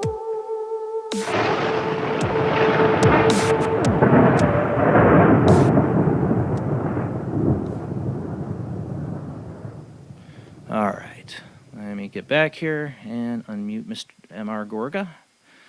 And I want to say thank you to John for the $10 Super Chat donation. You can donate if you're on YouTube to Super Chat, and there's also like super stickers or something like that they can do as well. It does help fund the show, and we're also on Patreon, $2 a month. It does help pay the bills for the show. So thank you, John. Thank you to all those who share the show and donate.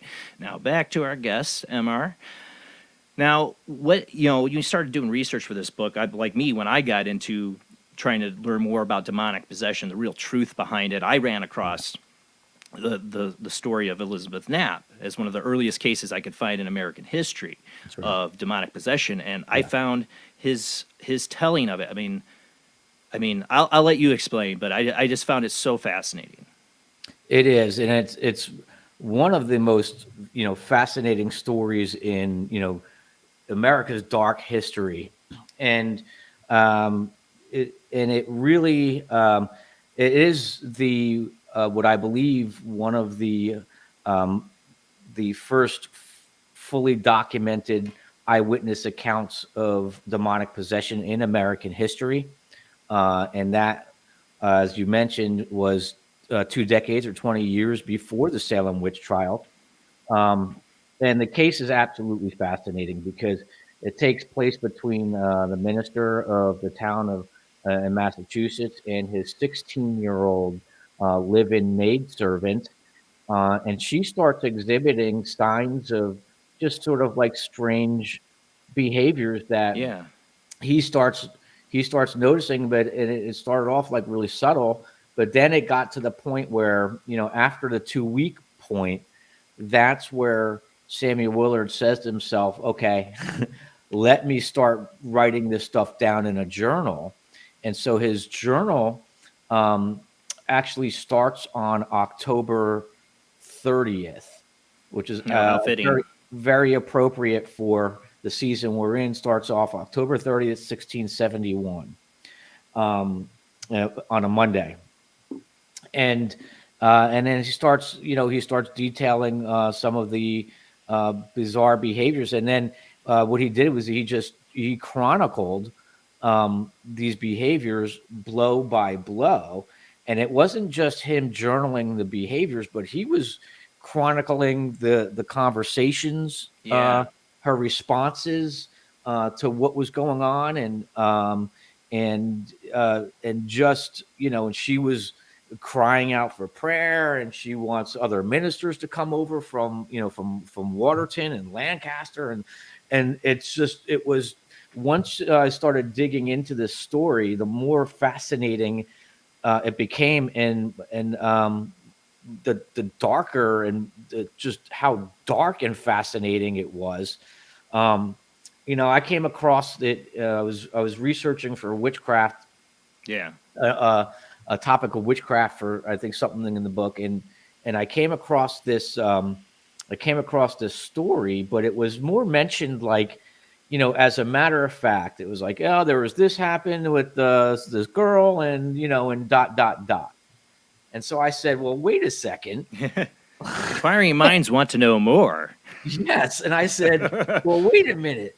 what's between these dots? Yeah. And so, and that's A what lot. I used to write for journalism, you know, for magazines Yeah. and stuff. So I have this real journalistic side to me, an investigative side to me. So I started digging, and then I found out there was this journal, and then I found out there was chronicled by other people, and then I found out that this was debated for, you know, over a century. Yeah. You know, in medical journals, and the story just grew so fascinating, and you know, and she was experiencing highly demonic things, and I don't want to give away the whole everything that she was experiencing, but she was experiencing you know, supernatural strength, hysterical fits and seizures, and then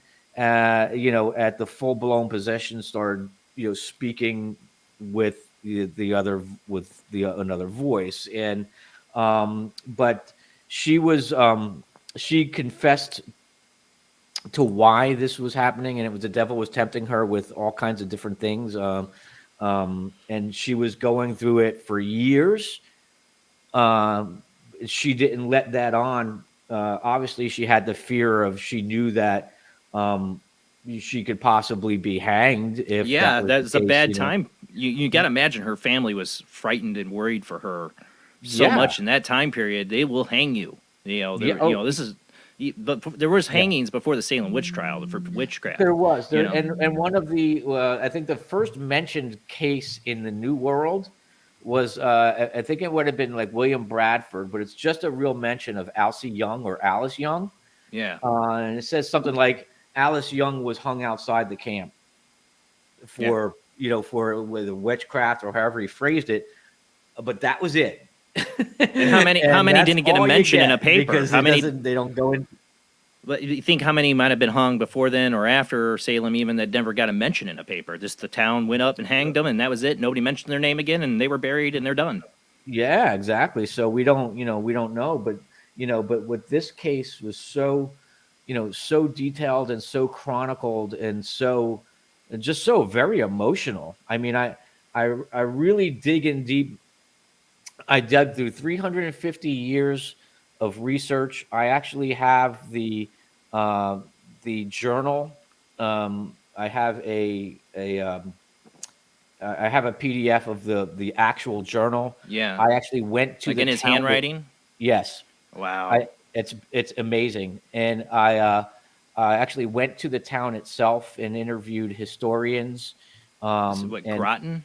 Yes, I went to Groton. I was at where the meeting house once stood. I was at Willard's house, which is still standing because it was a garrison house, which would have been a protective house at that time from Indian raids. And the house is still standing. So I was there, and I really dug in deep. You know, I really thumbed through like actual parchments. Like, so when I talk about research, I'm talking about very, very researched, very, very detailed. And I really went the extra mile to really bring these characters to life, because you know, Samuel Willard was an amazing guy. The more I dug into Samuel Willard, the more I'm like, oh my God, I feel like I know this guy. And second of all, I'm like, I gotta meet this guy. And he was just, his approach was remarkable and revolutionary for the time. Exactly. He wanted to rule out everything from, you know, medical things, and at that time it would have been like frenetic melancholy or I think the doctor said she had stomach issues and made her fast, or he blamed it on stomach issues. Yeah, he said that it was stomach issues which created fumes yeah, in the brain. But but don't fumes worry, on the brain, completely people. normal. It's completely normal. She'll be fine. She'll nothing pass some to worry gas about. from her brain. Right, nothing to worry about here. Were you able to find out what happened to Elizabeth Knapp? 'Cause that's the one piece of the puzzle I've not seen. Well, yes, I did find out, and the controversy is this, and you can read about it in the book, is that at that time there were two Elizabeth Knapps, and they were cousins, and except Elizabeth was born in 1665, and I think the other one was born in 1658. I want to say. Yeah. And but there is in the marriage records of Elizabeth getting married.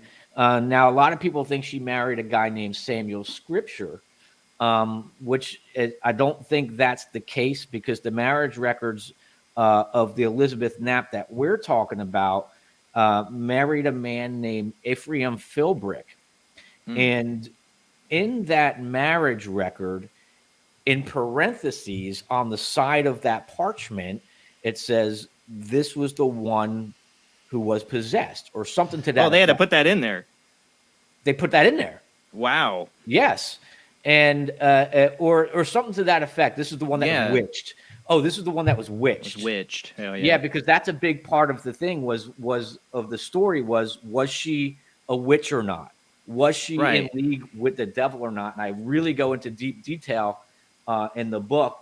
Like you won't find the depth of this story anywhere else, because I've seen other people who That's have why I want touched this it. book. Yeah, and when it goes so deep and so detailed and so brought to life that it's it's an extraordinary story. And Demons Among Us is the only book that I have seen that goes to the level and to the depth of the research to really kind of and historical research to really bring this to life, to tell it in the light it needs to be told in. The backdrop of the society, the social mindset and constructs. And this way you're really getting a mindset, you're getting a social around the story. You're also getting the social constructs, which, are threatening, everything feeds into this story. So it's not just, hey, this is a possessed girl and, she might be witched or she might be a witch. It's all the things happening around in the society that feed into this one story and the mindsets that make the story. Well, you think about a bunch of Puritans in the New World. I mean, a lot of them are first generation in the middle of forests, and their parents came from England and, completely different lives. And you got Indians, you don't understand their culture and they don't understand you, and you're both threats to each other, and living under that kind of stress and just trying to stress to survive. I mean, look at Jamestown. I mean, look, people didn't make it. Towns fell apart and died or disappeared. Roanoke, So there's a lot of stress there, Yeah. I mean, it's fascinating because I've always been fascinated with like the Mayflower story or, things of that nature. Cause it's like, cause early America is distinctly British. And so these people were still, and even though Samuel Willard was like first or second generation, he actually did have more of American mindset. But these people who first came, this was a very distinctly British planting, so to say, in the New World. Where they burned witches overseas, They burned them in Europe. Yeah. Well, we were merciful. We hung them here. Yeah, I don't know what's merciful. I don't think either one's very merciful. We got somebody that's been waiting on the phone. I want to get to him. He always has great questions. We got Zach on the line. How you doing tonight, Zach? I'm doing pretty good, brother. How you doing? Doing great. Thanks for calling in. All right, so I just have two questions tonight. Hey, MR, it's very nice to meet you, sir. How are you doing? I'm great. How you doing? Doing all right. Good. So my first question relates to Hollywood. So, I mean, we've all seen the movies, The Exorcist, The Omen, all these different movies that show demonic forces having all this significant power and all the different various things that they supposedly can do. Yeah. And there's a lot of stories that have gone on recently about some of the different negative forces that are in Hollywood and some of the, I almost described cults that, a lot of these famous celebrities are allegedly supposed to be involved in and all that. Mm-hmm. My question is, do these negative demonic forces, do they use Hollywood to somehow propagate like different demonic propaganda? Yeah, this is like, do they allow demonic propaganda to go into our media to like boast themselves up a little bit? Why or why not? Fantastic question. Very good question. First of all, let's talk about. I'm gonna use some explanation in order to answer your question. Well, first of all, we talk about what demons would. What are demons in the first place? And demons essentially are fallen angels. They are created beings with supernatural power, supremely intelligent, and since their fall, highly cunning and highly malignant in nature. They have the power to transform themselves into any kind of form. That's why you'll see a demon. He can appear as a little child, or he can appear as somebody's grandmother, or he can appear as a haunting kind of figure. So they really can transform themselves. They have a power to transform themselves into any kind of shape or form and mimic anybody's voice or anything of that nature. And they do all of this stuff to deceive. Now, how they operate is they don't show up to people as hairy monsters or things of that nature as you see in Hollywood. Again, these are angels, so they're supremely actually beautiful beings, and so Hollywood has this very, very wrong about like the devil or demons being these hairy horned monsters. I can get into the description a little bit later, but they were highly beautiful, created, shimmering beings. And now since their fall, they permeate the cosmos, and they believe that this is their home. And demons don't show up to you and sort of say, "Hi, I'm a demon."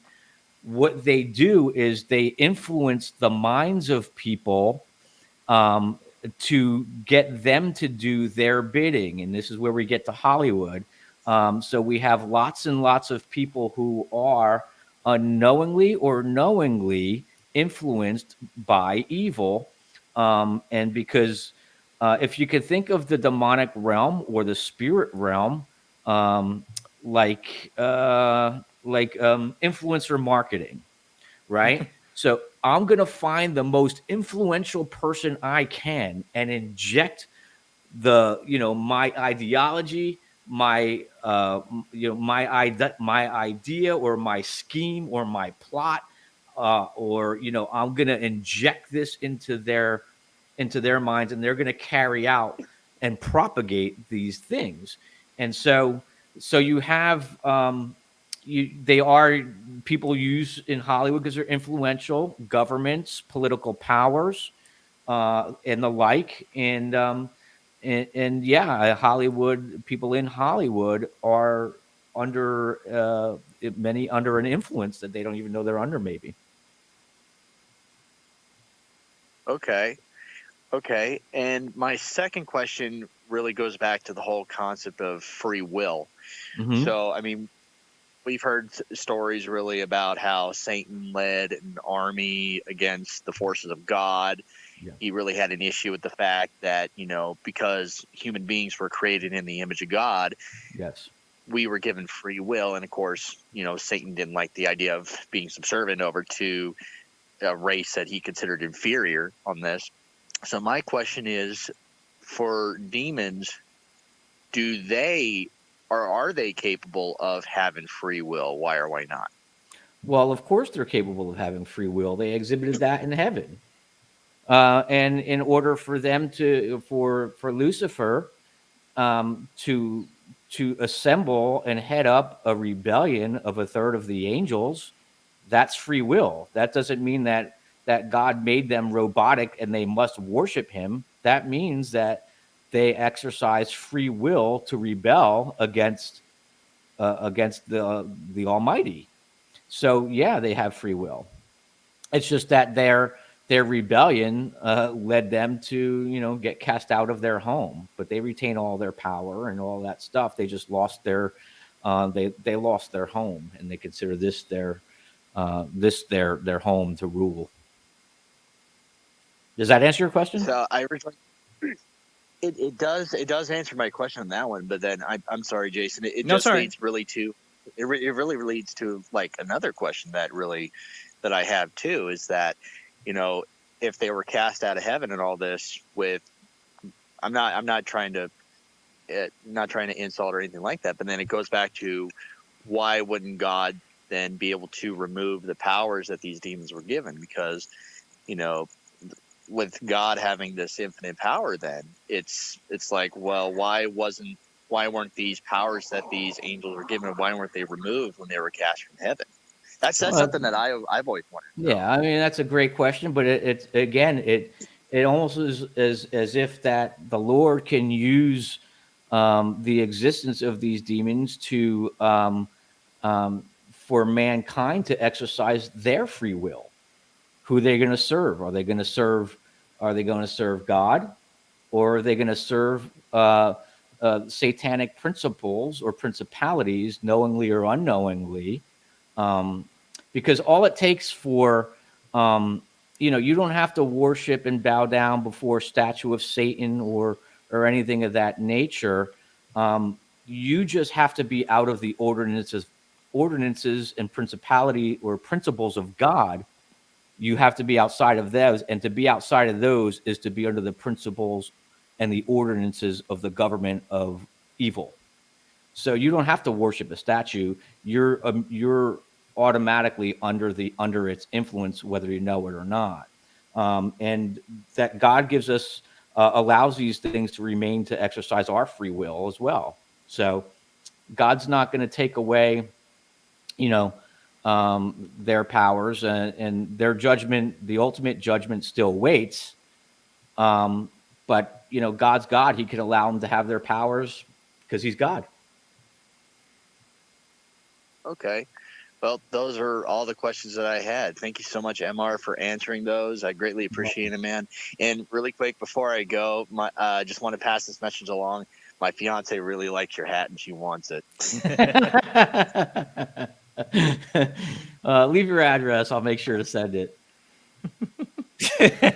Well, no, Thank you. She says now I'm gonna kick you, so I better hang up before I get my Thank butt you. kicked. Thank you.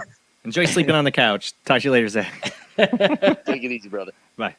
We got somebody else waiting on the line. I'm going to get you in a second, 860 area code. But yeah, I find that Zach always has such great questions. I mean, there's been theological debates about that for centuries. Why would God allow these demons to have power or be able to do these things to man? That is a great question. And it is. Ultimately comes down, their free will, I guess, and our free will. It's in that sense, life is a test, maybe. Right. We do have another call, 860. Who do we got? Hello. Hello. You're on the air. Hey, it's Josh Turner. Hey, Josh. Paranormal Roundtable. What's up, bud? What's up, Jason? Hey, so MR, I have a question for you. Well, kind of a question, and then I have something to say. I like what you're talking about. I like the subject, but I don't agree when you said demons are fallen angels. I don't really agree with that, and I'll tell you why. I believe that the demons themselves are actually the descendants of them. I don't believe that the fallen angels themselves. I think there's two different things going on. It's possible. I think that the fallen angels, there's two different sets of angels too. There's the rebellious angels that fell with Lucifer in the original uprising, and then the watchers that were put here, the 200 watchers, they were, I believe, fallen angels, because ultimately they fell by breeding with women and doing the things that they were doing. It talks about it in Genesis, and then it's also in the book of Enoch. I know the watchers the watchers were Enoch.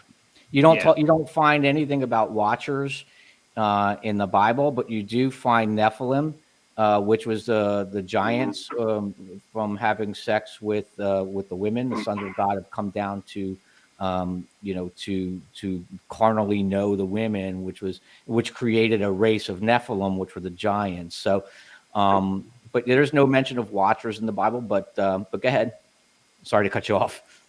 Well, it also depends on which Bible too, because there's a bunch of them, and it all comes down to linguistics. Like if you can translate the Bible correctly, like in the Old Testament, Elohim is mistranslated. It's a plurality. Yeah. And there's a lot of discrepancy there. So unless you speak Greek, Hebrew, and Aramaic, you're not going to be able to translate the Bible correctly.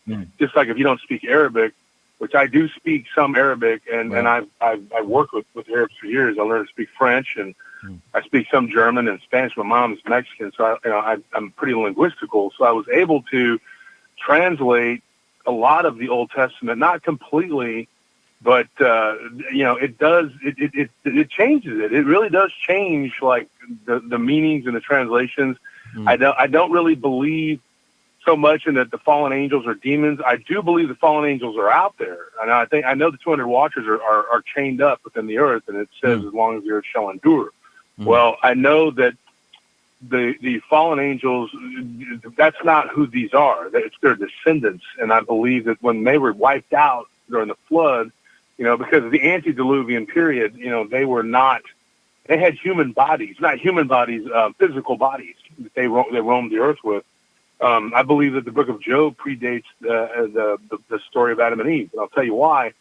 When God talks to Satan, he asks him where he's been. When he says, I've been walking to and fro upon him within the earth, he was walking. He was walking the earth. Like, he didn't say I was flying around in the air. Like, he literally says that. And I think that there's the Bible, the Old Testament in particular, is kind of jumbled around. I think it's kind of mixed up. And I think there's a lot of books that were taken out that should be in there, and they're not, unfortunately. Well, and so look you at have the oldest story, kind of a Josh. conclusion. I would say, look at the oldest story we have is the book of Gilgamesh, and that's about a demon, in Mesopotamia inhabiting a human form. They have a giant form too. Yeah. Inky, the Inky or whatever. You look at, but then there's people that will argue that that's the Anunnaki, and that the Inky was one of the brothers, and then he was the serpent, and then there's all this other. The tree of knowledge was actually sex, and blah, blah, blah, blah, blah. I mean, there's all kinds of ways to translate it and look at it, because I don't believe that Eve actually went up to a tree and ate an apple. Now, there's a lot of Christians, I'm a Christian myself, but there's a lot of Christians who just absolutely will not question the Schofield version of the King James version of the Bible, which I think is really a disservice to us, because you're not getting the true translation, first of all. And then, you're getting the King James version itself was written by a king. So there's a lot of passages in there that, like, rebellion is as witchcraft. So, he wrote about witches. So it's like you're rebelling. If you rebel, you're a witch, So basically, you're a bad guy if you rebel in any way. Because look at what the devil did, And it's like they kind of just used it to hoodwink people, really, and to keep control. And the priesthood was much part of that. And I think that it went back to the Hebrews. They did the same thing. The 12 tribes, they were doing the same thing. And ultimately, they were destroyed and then put into captivity. Well, while they were in captivity, they come back from Persia. The next thing you know, they're like, hey, we heard all this stuff, and so let's write it and say that, hey, this is the history of it. They're like the Exodus. There is no archaeological evidence of the Exodus ever happening. We cannot prove that at all. Not one iota. I mean, there have been over the years rumors of archaeological findings in the Red Sea, but nothing they can ever really produce and say for sure that it was. It doesn't hold up under scrutiny, the plagues and everything. It just doesn't make sense. And then you have a God in the Old Testament that wanted blood sacrifice on a regular basis. Like, he wanted, us to kill animals and this and that. When then Jesus comes, it's a completely different God, and he's like, no, you don't need to do that. You don't have to observe any particular day. There's no rituals you need to do. You just need to, feed your spirit with the gospel, and of the true God. Like, he talked about, his father not being the same father as the Pharisees. He said that your father is Shaitan, and you're of the synagogue of Shaitan. And when he talks about these things, they didn't like that. And so ultimately it led to him being killed. So, I mean, you have this whole discrepancy about the fallen angels and who they are, who they were. The fallen angels, I believe, are different than the rebellious angels. But I believe that if you come across a rebellious angel, you're toast. I mean, there's not much you can do. I mean, you can pray, but our sin will weight us down. You can't fight them. I mean, but there are rules that they follow. But just because there's rules don't mean that they don't break them. Just like here, there's an outlaw, Okay. And it's like, hey, you know, you're not supposed to run a red light. Well, you know, no cop, no stop. I'm going to run it anyway. That's the same. These Rebellious things follow angels. the same rules. I mean, yeah, they're rebellious. They're gonna They're rebel. rebellious for a reason. They're going to do what they're going to do. And I just believe that I think a lot of what people are coming across as demonic or demon are actually the fallen angels' offspring. Because I don't think that we would have the power with the weighting of our sin to confront or fight against a fallen angel. Now, Christ, you know, himself could cast out any demon, any spirit, do any, you know, but we're not Christ, you know. So when people say, well, I was possessed by a fallen angel, the hell you were. If you were, your body would have been decimated. You probably would have just been split in 1,000 pieces, because I don't really think I don't think that's their bag. I think that they're in positions of higher power doing things. And of course, you know, he was the prince of the power of the air, Lucifer, you know. So I don't think he's really wasting time going around possessing people. I don't think that's really what he does. You know, I think it works in a different way. And also, I don't believe that demons and fallen angels and, you know, the rebellious angels, I don't think they're all on the same team either. That's another fallacy I don't believe in, because I know from experience that evil in and of itself is not loyal. It's not loyal to one another. That's why good always triumphs, because evil is always backstabbing, underhanded, jealous. There's larceny in the hearts of man, just like there is in these demons, because we're all born into sin. And I believe that these demons, you know, whether they're rebellious angels or demons or whatever, they all play on their own side. And if they get an upper hand on one another, they're just as quick to stab one another as they are, you know. I just don't believe in the theory that the devil doesn't divide his kingdom. He doesn't have a choice. Well, how many times people have, like, during a possession, the person says, I'm the devil or I'm Lucifer, you know. It doesn't mean they're not demonically possessed, and they're, you know, I just don't think they're possessed by Lucifer. I think that the demons will say the biggest name out there they can say, or the scariest name, because what they want is your fear and feel of lack of power. Well, Josh, hey. Yeah, and they don't name a lot of demons in the Bible either. They really name them, a lot of them, in the book of Enoch, and you can see that. It's just a shame. Jesus himself references that book, and of course it's not in the Bible. It's been taken out, but it's unfortunate. And like I said, MR, I'm not trying to say that you're not correct. I'm just saying that I don't believe that demons are fallen angels. I think they're two different things. That was my point. And sorry to get all theological, but anyway. No, I love it. We Josh, we could talk for hours about these subjects. You know, one thing me and Josh here from Paranormal Roundtable brought up and talked about, I wondered if you're familiar with the case, because with Elizabeth Knapp, you know, she would walk home from her, you know, service, being a service girl, you know, or a maid for Samuel Willard, and she would have these encounters with the demon. Would present itself, or Lucifer would present himself. Yep. And one of those encounters several times was a black dog. And me and Josh, we've talked about this for about 3 hours. About, in the book. you know, yeah, well, some of these other cases, like one I, you know, bring up is the Bell Witch. Yeah. That started with a beast in the field. The father and son, you know, John Bell and his son out in the field see a big beast in the field. You know, the Skinwalker Ranch, that started with the owner seeing a dog in the field, and with her, she had these experiences. You know, of course, demons can take on a lot of forms, but the dog seems to be one of those. And that's another connection with that case I found really interesting. Well, hey Josh, thanks for calling in, bud, and thanks for the Paranormal Roundtable merch I just recently got. Yeah, and if anybody's interested, Jason's show will be airing toward the beginning of November. So because we did 3 hours, it'll be a 3-part series. So, yeah. And so we'll have you on the 24th. The October schedule. Yeah. Yeah, and I'm coming on your show on the 24th, and then probably a week later will be your first show. Mine will be the 3-parter. So. Awesome. Yeah. Anyway, MR, it sounds very interesting, and if you want to reach out to me and talk more, or maybe, you know, do something with me, just let me know. I have a show too, and Jason's a very, very cool guy. He's a colleague of mine. Right. So I love Paranormal Soup. So everybody, check it out. Check out Paranormal Roundtable, guys. All right, yeah, cool. definitely. Yeah, MR, I'll definitely Appreciate look you guys it. up. You should definitely go on his show. Thank you, Josh. Thanks for calling. Yeah, have a good night, guys. Bye. Good night. But yeah, I always look for like similarities in cases, especially the ones like Elizabeth Knapp, the Bell Witch, these ones that take place before modern society, before Hollywood, where people are out in the wilderness, the pioneering days, I mean, Bell Witch was a couple hundred years later, but there's similarities to that, the way that it attacked the girl in the home. And a lot of people now look at it as like a poltergeist-like activity, the way it talked, but look at the Elizabeth Knapp case.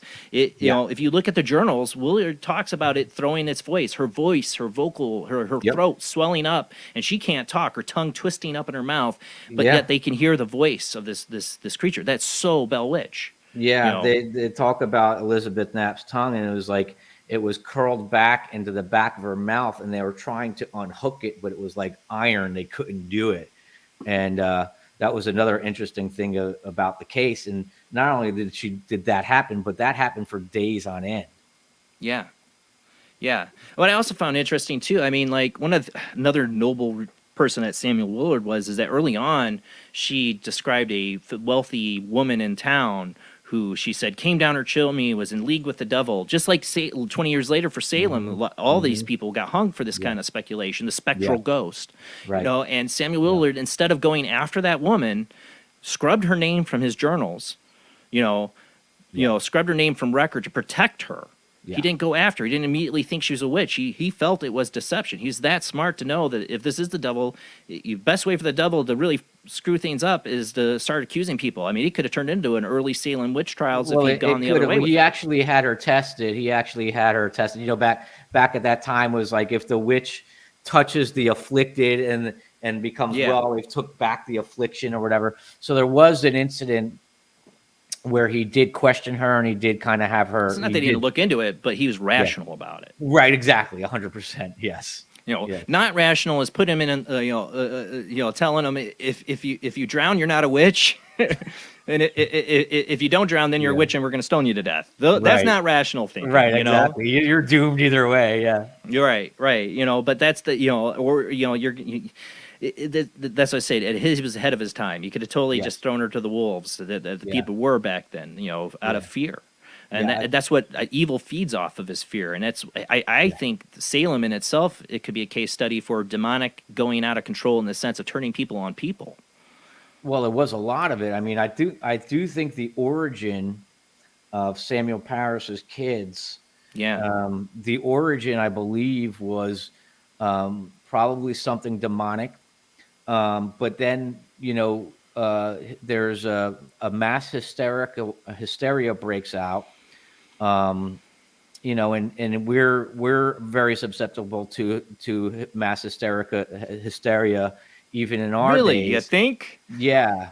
And so this was the kind of thing that swept over them. And then, personal interest got involved, and your land, I want your land, and you're on you border my land, so I'm going to say this about you, and there was so there was all kind of self-interest that got involved, and it just evil. It just went out of control, and it was a shame because in the case of Salem, Samuel Sewall actually repented in church to Samuel Willard, and so he read that letter from Sewall because Sewall was washed up in the hysteria, and so that's what they were basing their decision off of, just this hystericalness, and he got caught up in it, and then Putnam actually wrote in her diary that her and who was it, Hubbard, or I forget who the other girls,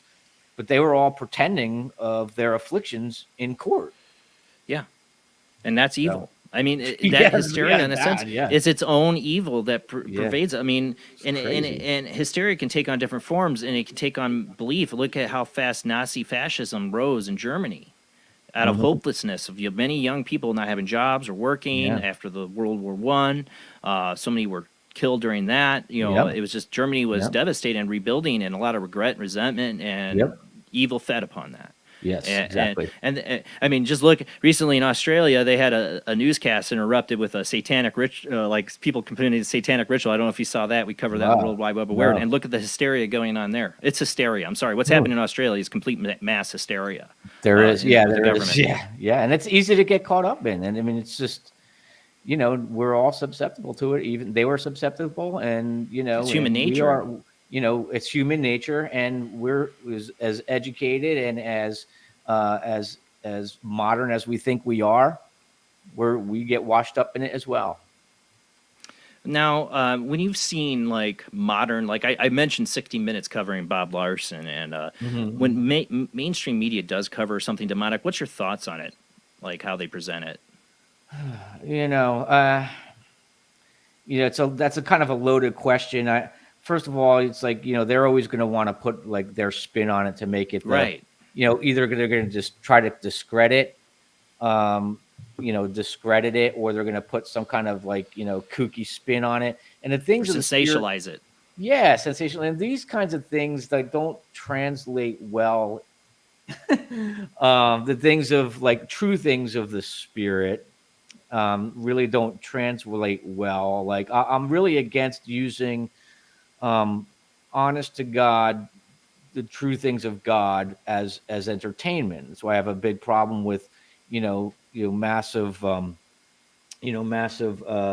mega churches and things of that nature. Me too.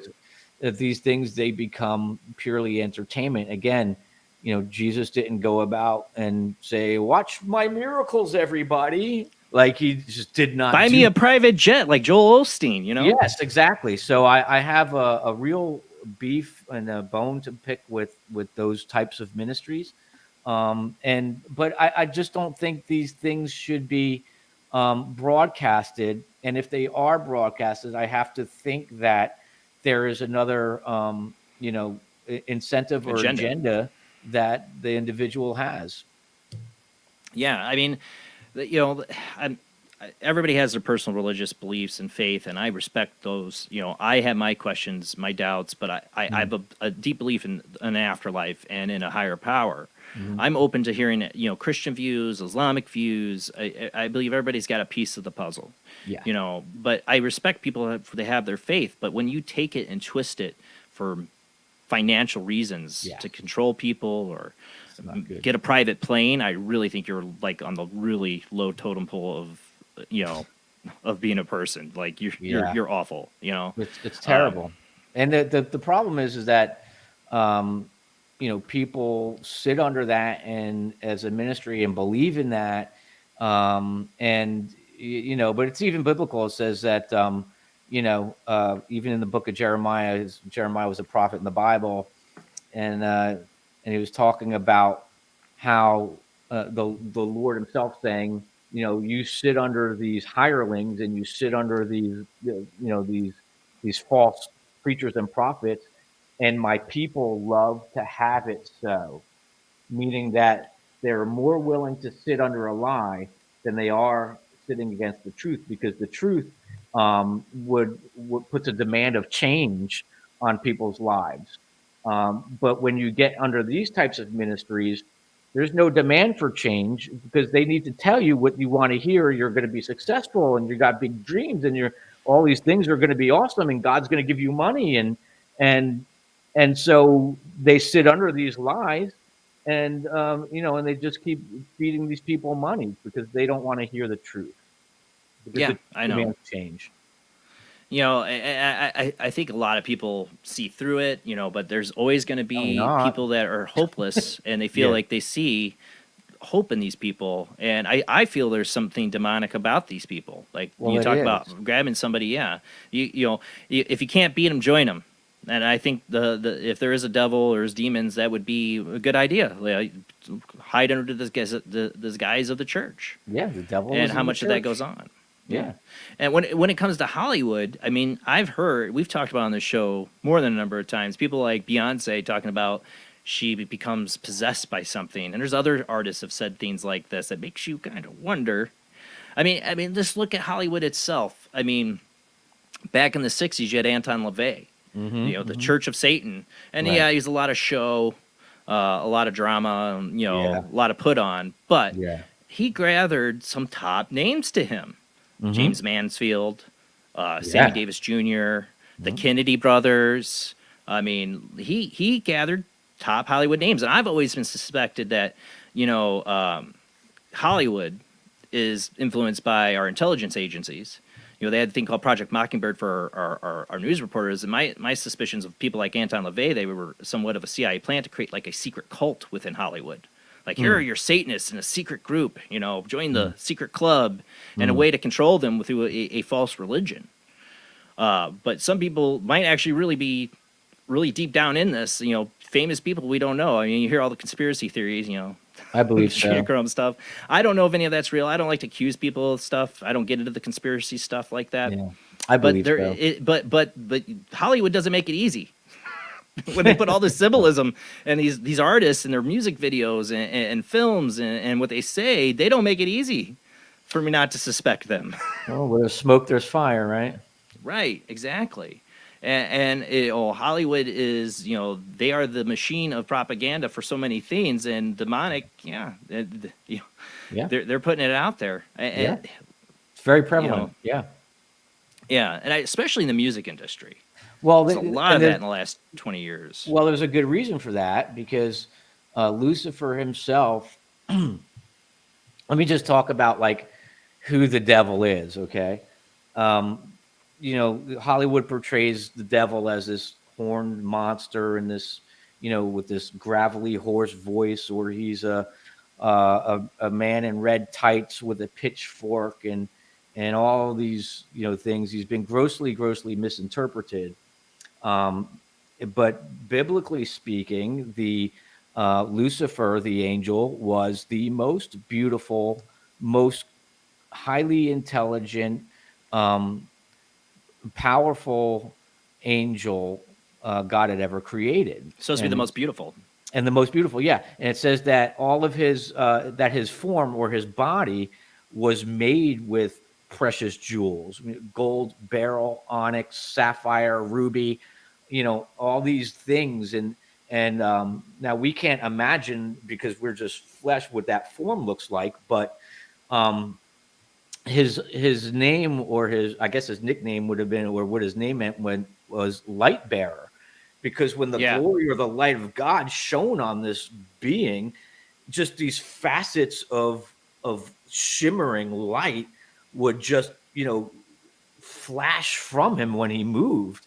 And not only that, it says that his form was made with pipes and timbrels, meaning that there were musical instruments built into his body. So not only was he this shimmering, dazzling display, you know, heavenly display, but when he moved, it was music and worship to God. And that's why music is so utilized by evil, is because music itself is near and dear to Satan's heart, or Lucifer's heart, because it's thought that he was the choir or the music minister in heaven. So basically, Lucifer himself was heaven's rock star. And he sat above the throne of God, which was, you know, to get in the be in the presence of God is you know, it's a terrifying and you know, not everybody can get that close. And so he was, you know, he had a position, like the highest position you could hold. That's why he, you know, with all of this power and all of this, you know, this dazzling display, this beauty, he was the most beautiful being he has ever created. So he's not a horned beast, and he's not none of that. He's a dazzling spectacle. And so, yeah, but when he fell, he didn't, you know, lose his looks or anything. He just lost his home. That's it. And he can masquerade in any kind of form that he wants. So, and Lucifer, when he fell, his name is Lucifer, but Satan is a title. Satan's not his name. Satan is actually a title. Satan actually means deceiver, supplanter, or adversary. Right, meaning that it's an adversary or against or an enemy of mankind. Right. And so, but Satan is the title, Lucifer is his name, and he's the head. So it's like you have Lucifer at the top, all the other angels, you know, at his command. That's however many there are. I don't know. A third of the angels fell. I don't, there's no, it could be innumerable, but that's what we're dealing with. But he does use music because it is the nearest and dearest thing to his heart. Steve said this is a rhetorical question, but so is all music there for evil? No. No, I hope not, because I'm a look at the musician. Bee You're a Gees. musician. I hope not. Yeah, just look at the Bee Gees. They were great. Yeah. No, No, but in all seriousness, no. I mean, but a lot of it is there is a lot of music like worship or anything that exalts itself, exalts to God. Music was created by God for worship, but Lucifer or Satan has distorted it to promote self. And that's like a self-glorification. So sometimes the way I look at it, that explains every rock star and rap star out there. Yeah. And so I look at these concerts through a different lens. Like, it's a form of worship, because they're singing their songs, they're raising their hands to these people. They're, and it's a self-glorifying thing, entertain or to be a rock star musician. It's a very self-glorifying thing. So it is used of evil. Not all music is evil. Well, you look at music nowadays. Like I said, Hollywood doesn't help me. You got little Nas X or whatever this stupid name is, with his satanic shoes and like his flamboyant. I mean, like, I know they do that and they get attention. That's how they get their names out there. But there's something more to it. It's something real bad about it. Yeah. And their music's crap. I'm sorry. It's crap. They had to have sold their souls to the devil to get where they are, because their music is crap. Maybe I'm just they did old. something. I'm a Moody Blues kind of guy, and I like the old stuff. So maybe I'm a bit old school, but the music nowadays is such crap. It is. But what's funny is, like, I think in the 80s, I don't know what area you're from, but like 80s metal, right? Oh, like the Satanic Scare. Yeah, that stuff was like shtick. I think a lot of the bands like looked at it as shtick just to be shocking. Yeah, of course. But I think this is at a whole other different level. That's what I'm saying. Yeah. Like 80s was a different time. Right. Now it's like it is like a whole different level. I mean, they're really pushing the limits. You watch these music videos, I'm like, what the hell is this? Yeah, they're like having like satanic services in their videos in a sense. Yes, like, and all the symbols are there. It takes some knowledge to know the stuff that they're putting in these videos. So, I worry. Wait. Subliminal. Well, it's 666. Yeah. Yeah. Oh yeah, you see so many of them doing this thing over and the one eye of the New World Order Illuminati. Yeah. See all that? Yeah, what you're saying about the subliminal messages and stuff? That was the scare in the 70s and 80s. Like play Led Zeppelin backwards. Well, I just worry about it now in general, just being in there. True. Yeah. I mean, their music's bad enough for it. I can't imagine how crappy it sounds in verse, but maybe it'll sound better. I don't know. I've actually heard the Stairway to Heaven backwards. It's kind of freaky. Yeah, I have too. It is kind of freaky. Yeah. Or listen, well, that would be Pink Floyd. And that you listen that's for. true. That's true. That's when you listen for Pink Floyd, and that's a bit freaky too. Like you were saying earlier, talking about Beyonce, and a couple other people like talking about being possessed. I don't know where they're coming from, but I know as a musician, if I'm, on stage playing music, I wouldn't say I'm possessed, but it takes me to another place. Like sometimes I forget where I'm at. I forget there's a. Oh yeah, as a musician, I've talked about that too. Yeah. Oh yeah. I mean, it's like a whole nother. I don't know how to describe it. But I know what you mean. I know exactly what you're talking about. Yeah. Yeah. All right, we got to go to commercial break though, guys, and we will be back. And I saw somebody trying to call in. It dropped the phone call. You can try again. Hopefully I can pick you up. But we're going to go to our last commercial break. At half an hour left, less than. As time flies by fast on here. But we will be right back after a short commercial break.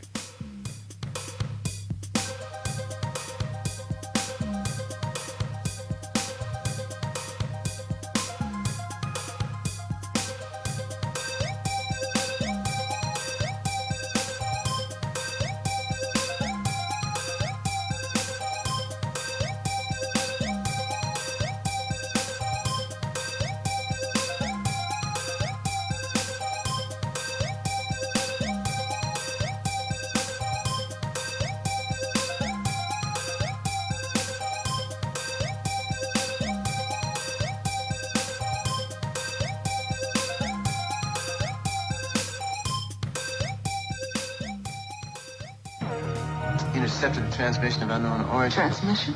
Out here? SOS. Human. Unknown. Alien. Certificate X. Exclusive engagement at the Odeon Leicester Square. Now. Any systematized transmission indicating a possible intelligent origin must be investigated. I will hear it. In space, no one can hear you scream.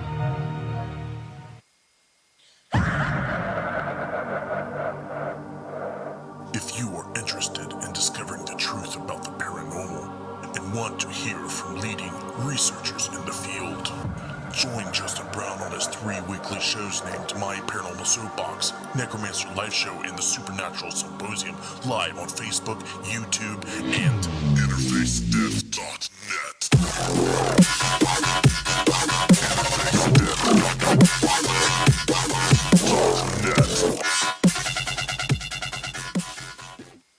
This is an APAC studio presentation.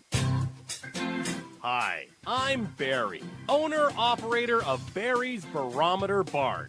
Lately, I bet you've been lying awake at night asking yourself, how many barometers do I really need? Well, at Barry's Barometer Barn, we think you need more than one. Otherwise, we're gonna go out of business. Remember, at Barry's Barometer Barn, we don't know the meaning of high-pressure sales. Come on, folks, buy another barometer. I'm trying to put my kids through college, I've got a family to support, and a secret mistress who isn't cheap. Visit Barry's Barometer Barn, 000 Storm Drive. Come on, folks, buy a barometer. I'm Barry's older brother, Larry, and every time one of you people walk past the store without coming in, Barry beats me.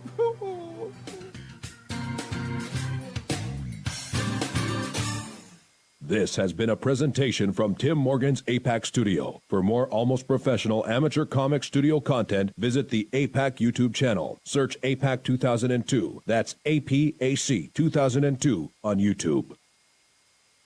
When Alex Gardner is asleep, he has an extraordinary gift. The government wants it, the scientists want it, but to keep it may cost him his life.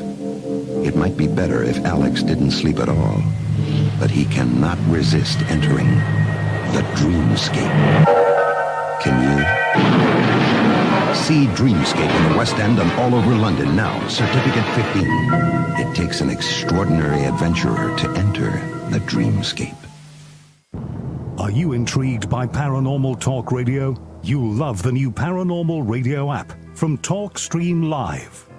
You'll find a great selection of talk shows covering UFOs, ghosts, strange phenomena, and much more. Download the Paranormal Radio app now and start listening to the very best in paranormal talk entertainment, including the network you're listening to right now, the Paranormal Radio app, free in Google Play and the iOS App Store. Join us every Wednesday night at midnight Eastern Standard Time for Weird Wednesday, the live stream, with your hosts Jamie, the Living Dead Girl, and Rob, the Phantom, where we'll talk about all things paranormal, including zodiac, astrology, tarot card and oracle card readings, live ghost boxing and spirit communication, where we'll do Voices from Beyond, the Cold Case Files. So we hope you join us live on Facebook and YouTube every Wednesday night at midnight Eastern Standard Time. We hope to see you there. Bye-bye.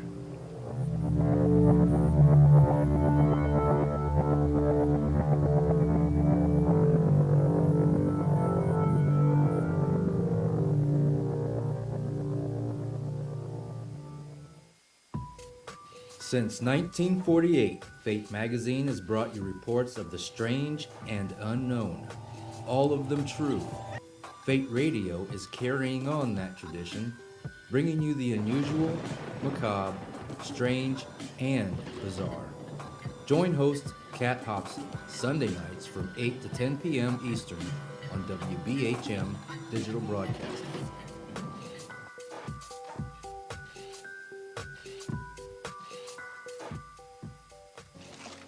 Heat 'em up.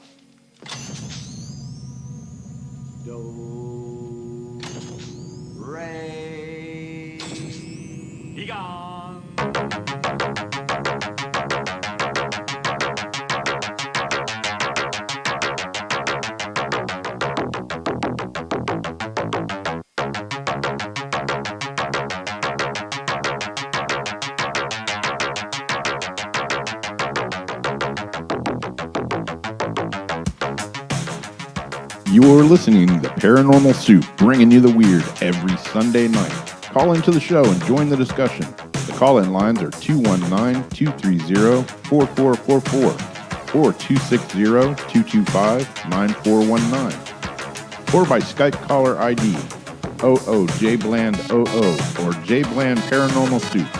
And now to your host, Jason Bland. Tonight, our guest has been MR Gorga, author of Demons Among Us, Shocking Stories of the Paranormal. We talked about the Elizabeth Knapp case. I brought up some other interesting cases, and then MR's own personal experiences. Your phone lines are open. You've had your own personal experience. Call in and I join the discussion. All opinions are open here. Just be respectful, but we all have different beliefs and ideas. We've all had our own experiences. We're all just trying to put together the mystery of what's going on around us. Because I'll tell you what, it isn't what you were told in Sunday Bible school. It wasn't what you were told by a scientific material world that they think this is. There's a lot more going on around us, and I realized that the hard way. And I think other people have too, when they've encountered something that they feel is true evil. I do believe it exists. And that's our story tonight. That's what we're talking about. So join the discussion, but let's go ahead and get back to our guest.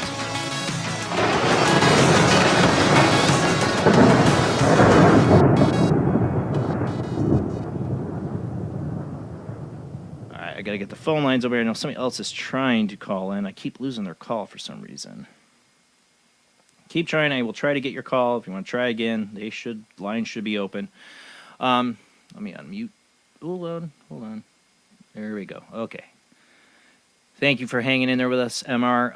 Now, one of the things, too, I was thinking about between the break about some of the stuff that, we're talking about tonight, with the possessions. I knew a girl when I was in high school that reminds me of your case. So she converted to Christianity.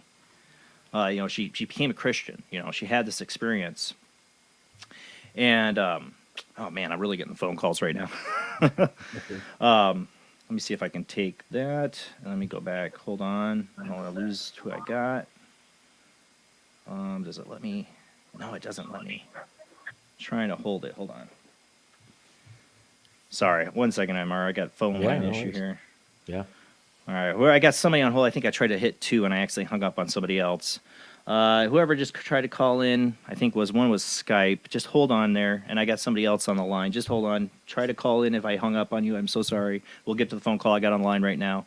It kind of distracted me. Sorry about that. Now I'm trying to remember what I was getting at. Yeah, it totally distracted me. With modern society, looking back at these cases, skeptics will approach it from, like, I think with Elizabeth Knapp was like Huntington's disease. They argued for years it was possible she had there, and they'll talk about epilepsy. Yeah. What's your thoughts on some of these cases possibly being something medical like that? Well, I don't think it's the possibility of it being medical. The medical examination at the time, with the knowledge that the doctor had at the time. And he treated her for quite a while with physic or medicine, right? Yeah, he thought she had fumes on the brain, but yeah, he thought she had fumes on the brain. No, and I'll tell you why I don't believe that it was medical, because it was first of all the voice, second of all the supernatural power. She wasn't able to be held down by 6 or 7 men. And her desire to kill, and things of that nature. So to me, I do not believe that it was a medical thing.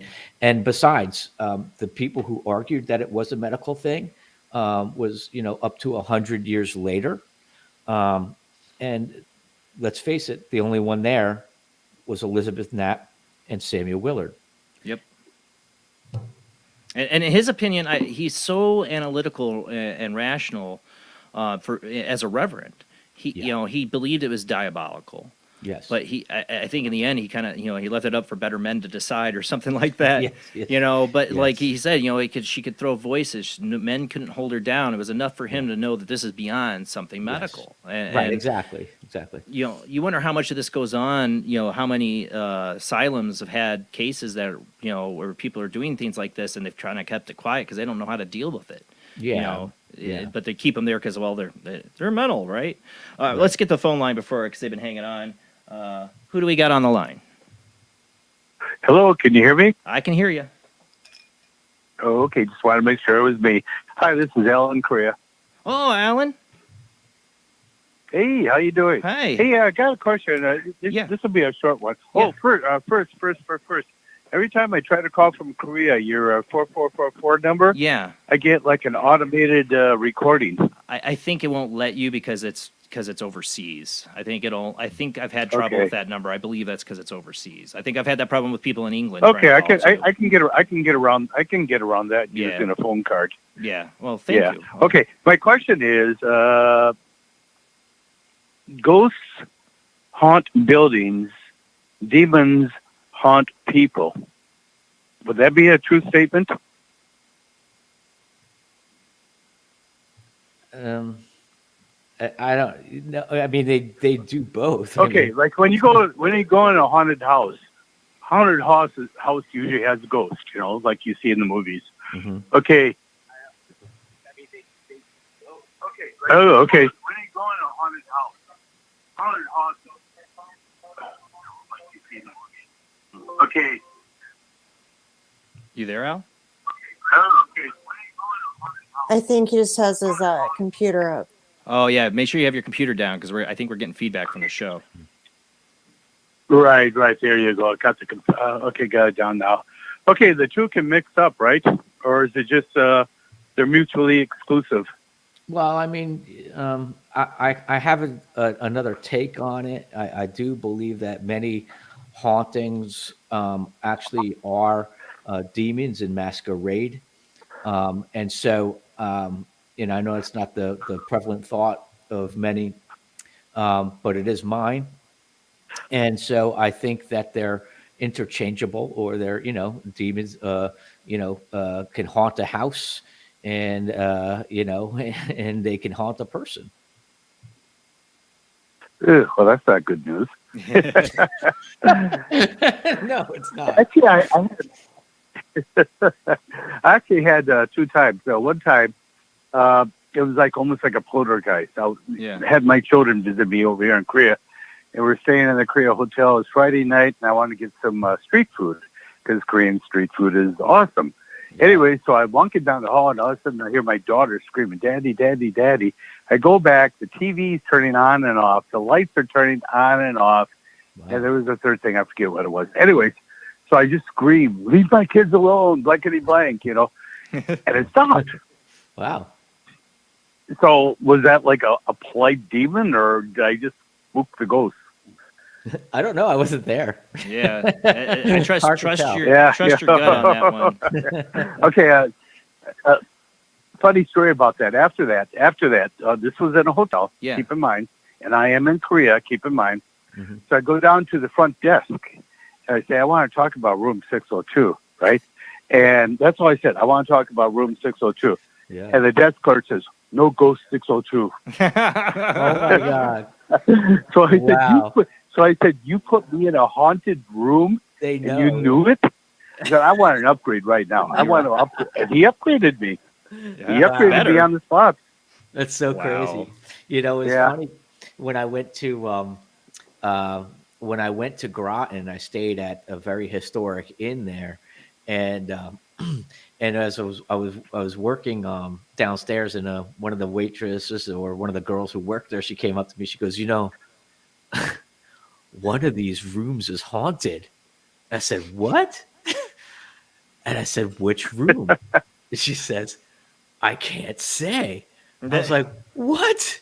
Could it be your room? I don't know. Sleep tight. I said, "Is it 312?" She's like, "I can't tell you." You can tell me if it's not. Right? Yeah, exactly. Well, why would she even make the statement? What was that, Al? Wow, that's funny. Oh yeah. Why'd she even make the statement then right. if she wasn't going to tell you? Right. That sleep tight. Exactly. Yeah, exactly. Good night. Yeah. I don't know. There's a mass murderer in the hotel, but we're not going to tell them. They got a key to one room, but we're not going to tell you which room they have the key to. Again, sleep tight. Yeah, really good. Well, let me get off the phone, and so other people can talk to you. And I'm going to go to Amazon and order your book. Thank you. I 'Cause, appreciate that. You Say just a got the prayer. look of a good. No, thank you. You got the look of a good writer. So It's the hat. It's the hat. I'm going to push my. I believe. Okay, thank you, sir. Thank you. Thank Well, you, Al. Yeah, it is. Well, thank you for complimenting look as a good writer. But I just want to let you guys know that it is an Amazon #1 bestseller. So you are going to get a book that is, very well written and very well researched. So it's Awesome. definitely. I love research work. Take care, sir. Yeah. Yeah, that's why I wanted. It's on my list of many books. I'm like, that's what I asked for Christmas presents is books. I used to have a book addiction where I just like, oh yeah, order that, or go to the bookstore. Yeah. I'm like, I come out. My wife's like, you have a problem. Like I have a whole books because this is definitely on my list of books I want to read, especially because, like I said, I've always been fascinated with the Elizabeth Knapp case, and to have so much information on that. Did you, the journal's accessible. You can find it online, but did you find, stuff? Do you have stuff in there like you that has not been found before about this case when it comes to like personal notes from Samuel Willard or anything else? Do you have anything else beyond the journal? Well, first of all, the journal that's online is not like the full. It is full, but it's not the actual journal itself. So you have things like Samuel Green had written stuff about it, and I think there's someone else who written about it, and there's just little different nuances like here and there. Pretty much the meat and potatoes of it is the same.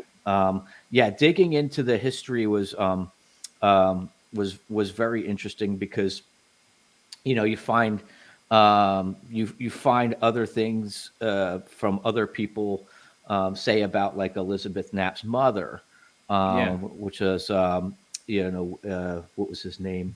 He was a businessman, and not much is said about her, so we don't get a full picture of her. Right. But there was something written that could be her. It said Knapp. The first name was not there, so it's inconclusive. But it was a woman who was sort of like hysterical or over emotional. Sometimes she'd rail on Quakers, and other times she'd weep over them. So she might have had a very emotionally unstable mother. That's an interesting, find to put into the story. Yeah. Well, one of the things we didn't even get into is we've talked about is generational demonic afflictions. People that have it, it's like attached to the family. I've known people that claim this. Yeah. Maybe that's an interesting fact about that. Yeah, I never, that's really interesting. That could be a possibility. It's something within their family line too. Well, it was happening, and when you read it in the book, I'm not sure how noticeable it would be in the journal itself, because you would have to do like the math, which I've done. Like, okay, so at what year did this actually really start happening to her, and how old she was? So it was happening much longer than you may realize, and you'll find out exactly how long and at what age this actually started happening to her at. Well, yeah. Well, I found that interesting. Journal is he talks about her contradictions in her story. Yeah. That, he believes it's real. She's really being diabolically possessed. Yeah. But he questioned her story. And she would change it. And Right. what do you think? What's the reason behind? And she's not the only one. You find this, and some people in these cases are saying all kinds of things, and telling all kinds of credible stories about the devil in these time periods, like coming to them, making deals. Like for her, it was like signing a book with her blood or something. If I can't remember Right. what it was Signing called, a contract. She was It was still a like the pact. devil kept trying to get her to start a Covenant. contract, but she would push it back further, it started a month ago. Now it was a year ago. Now it started 5 years ago. Like the devil came to her, and he had trouble with these contradictions. Yeah. Why do you think that she did have those contradictions? Because she was getting demonically assaulted, and if she confessed too much, she was getting assaulted demonically. So she was, and she was afraid to tell the truth. Well, did she sign the pact? I don't remember. Did she say You she gotta read signed the the pact? book. Yeah, okay. It's in the book. No, I give back. Well, that would be, you don't want to say, oh yeah, I signed this contract to be a witch for the devil, then you're hung, Right, exactly. So she couldn't tell the truth, and that was part of her torment. It really kind of digs into the torment that she would have been experiencing emotionally, wanting to confess but not being able to confess because she was in a rock and a hard place. If she confessed to Samuel Willard, she'd be hung, right? Right. Or if she confessed, that kind of stuff, the fear was she'd be hung, even though Samuel Willard was really an anomaly of his time. I believe that he really did have the heart of God, that he really was a man of prayer. So he really did have that spiritual balance in order to function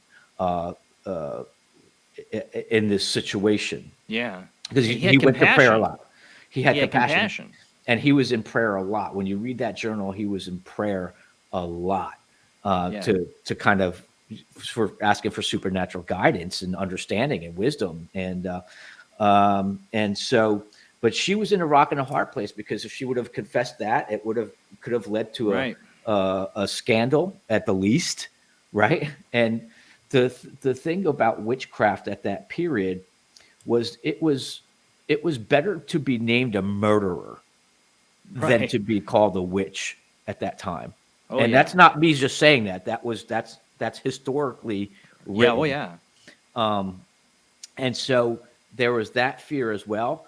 But if she confessed too much, then she got her ass kicked. Pardon my French. Yeah. She got demonically assaulted whenever she would confess too much. Now, I mean, the stuff that he describes is like her throat swelling up and the voices and all this stuff. I mean, that's enough to convince anybody that this is beyond a medical. Even though people argue about it for 100 years. Right. But what I've always troubled by that is like if Satan really wants to win, he wants to be secret. He wants to take over. This is purely showing it right there. That'd make anybody say, I'm a Christian now. I totally believe witnessing that. Like some people said these things are testimonies to the faith. What comes to mind is the story of it was a nun in Italy who wrote a letter from the devil, like she was possessed, a Benedictine nun. And she wrote and in 2017, like this group analyzed it and were able to decode like 70%. She knew multiple languages. So they say she knew how to write this, but the story is she was completely possessed and the nuns found her in this awful state. She wrote this letter from the devil in like 2017. They got some of the messages and it's like in Greek and Latin and all these other symbols that are ancient that she knew, that she put together some of this coding. But it's like basically God mocking, or the devil mocking God and all this stuff. And it's kind of that stigmata kind of thing. These are testimonies to the existence of God and the faithful. Sure. Yeah. And, and that was another thing. Going back to your question about extra fines to this. Yeah. So it's out there that, Samuel Willard preached about this in his sermons, and I have those sermon notes as well. And so he was saying that, let this situation, learn from this situation and know that if this has happened to her, that this can happen to you if you're not under the government, if you reject the sweet governments of Christ, then this can happen to you. And so he did utilize this, and in a lot of his sermons, everything around him was to be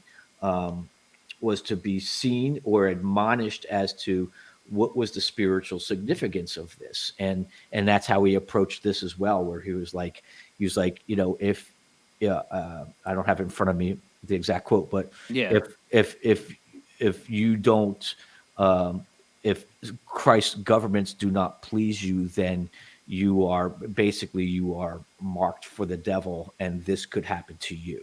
So he did preach about it as well. How aware do you think because they ended up calling him into the case, being part of the Salem witch trials, but Yeah.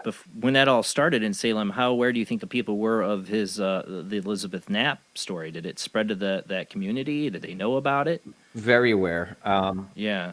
Well, very well. Okay, so the more influential people knew about it. So you have the Increase Mather and you have Cotton Mather, right? Increase was the Right. father, and Increase Mather was actually the most influential guy in the colonies at the time. And when he Right. died, there was like a month-long mourning. I mean, it was Yeah. so the Mathers were and Cotton Mather's the son. Right. And so he wrote that journal that we've been talking about specifically to give to Increase Mather, Right. because he didn't know what to make of it. So he was like writing a report, because Increase Mather was in Boston. And this is why he was writing this journal. But Increase Mather, this journal didn't, and Increase Mather wrote about it as well in one of his books, and Cotton Really? Mather did as well too. Yeah. And so he was writing this specifically to give this report to Right. Increase Mather, to be like, hey, this is what's going on here. So the more influential people knew about it, Easterbrook, Reverend Easterbrook, Increase Mather, Cotton Mather, and another preacher who was asked to come and pray for her. I can't remember his name at the moment. Rowe, I think it might have been Rowe. I can't remember. But, Yeah.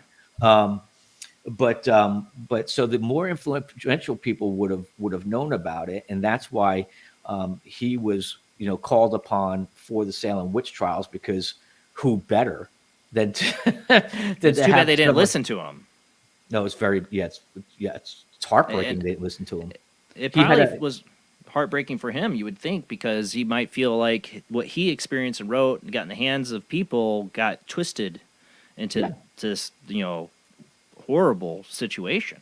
Well, his view was very, very moderate for Yeah. the time, and it goes back to that mass hysteria sweep through that people just kind of get swept up on, and that's hard to fight against. I'm a big fan of the show Supernatural, and in that they had like this demon that plays upon the people. Like she seems like she's getting voices from God, and she turns people on other people and causes like this whole mass hysteria, But at the time she's a demon working it. I mean, what better human nature to feed on but fear? And that's what mass hysteria is. Ultimate, power comes from is fear. And people do horrible things when they're afraid. Well, that's true. It's also important to know that fear is also a spirit. So there are such things as the spirit of fear. And fear makes people act irrationally, make irrational choices and decisions, and it weakens and it causes people to bow down to things they would not normally bow down to, meaning How ideologies, current now. agendas, and all that kind of stuff. See, that's I tell people on this show is that there's the media, they get their ratings by getting your attention, and fear is one of the biggest, greatest attention getters out there. True. And it's a vicious circle. And I really just try to wake people up to the don't give into the fear. Don't try to rationalize and think about what you do and how you act, and don't give into the fear. Don't let it rule your life. Right. And man, the last few years, I'm really worried about mass hysteria with people. Well, you see it. Well, you're starting to really see that the fear was used to control. Fearful people are easy to control and manipulate. Exactly. And I think that's what you're seeing in our day. Yeah, and it really concerns me. And is this something demonic behind it? I mean, because that's my feeling of like, you ask me about Salem, I honestly feel like they weren't hanging really witches so much as they were doing the devil's work by killing people, just innocent causing people, mass innocent people. Yeah, somewhere innocent. I think there was like, like one, I can't remember exactly like how many confessed, but some of them just confessed just to get out, just to get out of the predicament. They would say things like, if you confess, we'll have mercy on you, and then we'll, and so they were just confessed, and that goes all the way back to the Spanish Inquisition. Yeah. I mean, exactly. the same methods, and Right. and it's evil. It is. It is. And that what better way to mock God but than to take over His church and to use it for evil purposes? That would be the ultimate disgrace to God. So I worry about my I'm a parent. I worry about the future. I want people to be more stand up for freedom and don't give in to fear. I think this world will be a much better place if we look towards to try to be compassionate and love, and not to give in to fear. That's just, if anything, I can pass along to my children is that, to be compassionate and to love others and not to give in to your fear. Mm-hmm. Yeah. Going back to, is there a spirit or a principality behind it? Yeah, I think that there is, because, biblically speaking, the Bible says we do not wrestle or fight against flesh and blood, but against powers, against rulers, against principalities, against wicked hosts in heavenly places. Meaning that, so whatever has happened or whatever is happening, that there is a principality or demonic forces behind it. Because if the Bible is true, we're not just fighting against people and flesh and blood, but against principalities and wicked high places. And so I believe there is that component to it. Yeah, and I'm not, like I said, I don't get into all the conspiracy theory and stuff, and all the talk about the Illuminati and satanic organizations, but the symbolism's there. I mean, the symbolism's within major religions too, that it might be co-opted.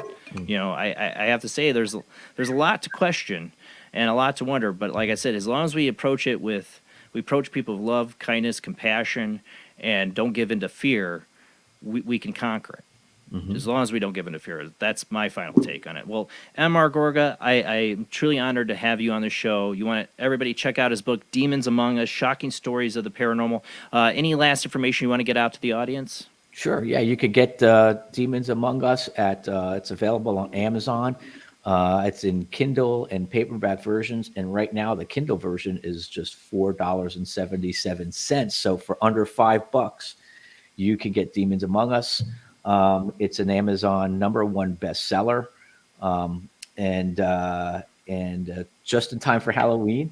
And you can find me. You can find me on my social platforms. On Facebook is MR Gorga, and Instagram is m.r.gorga. Awesome. Well, thank you again for being on the show.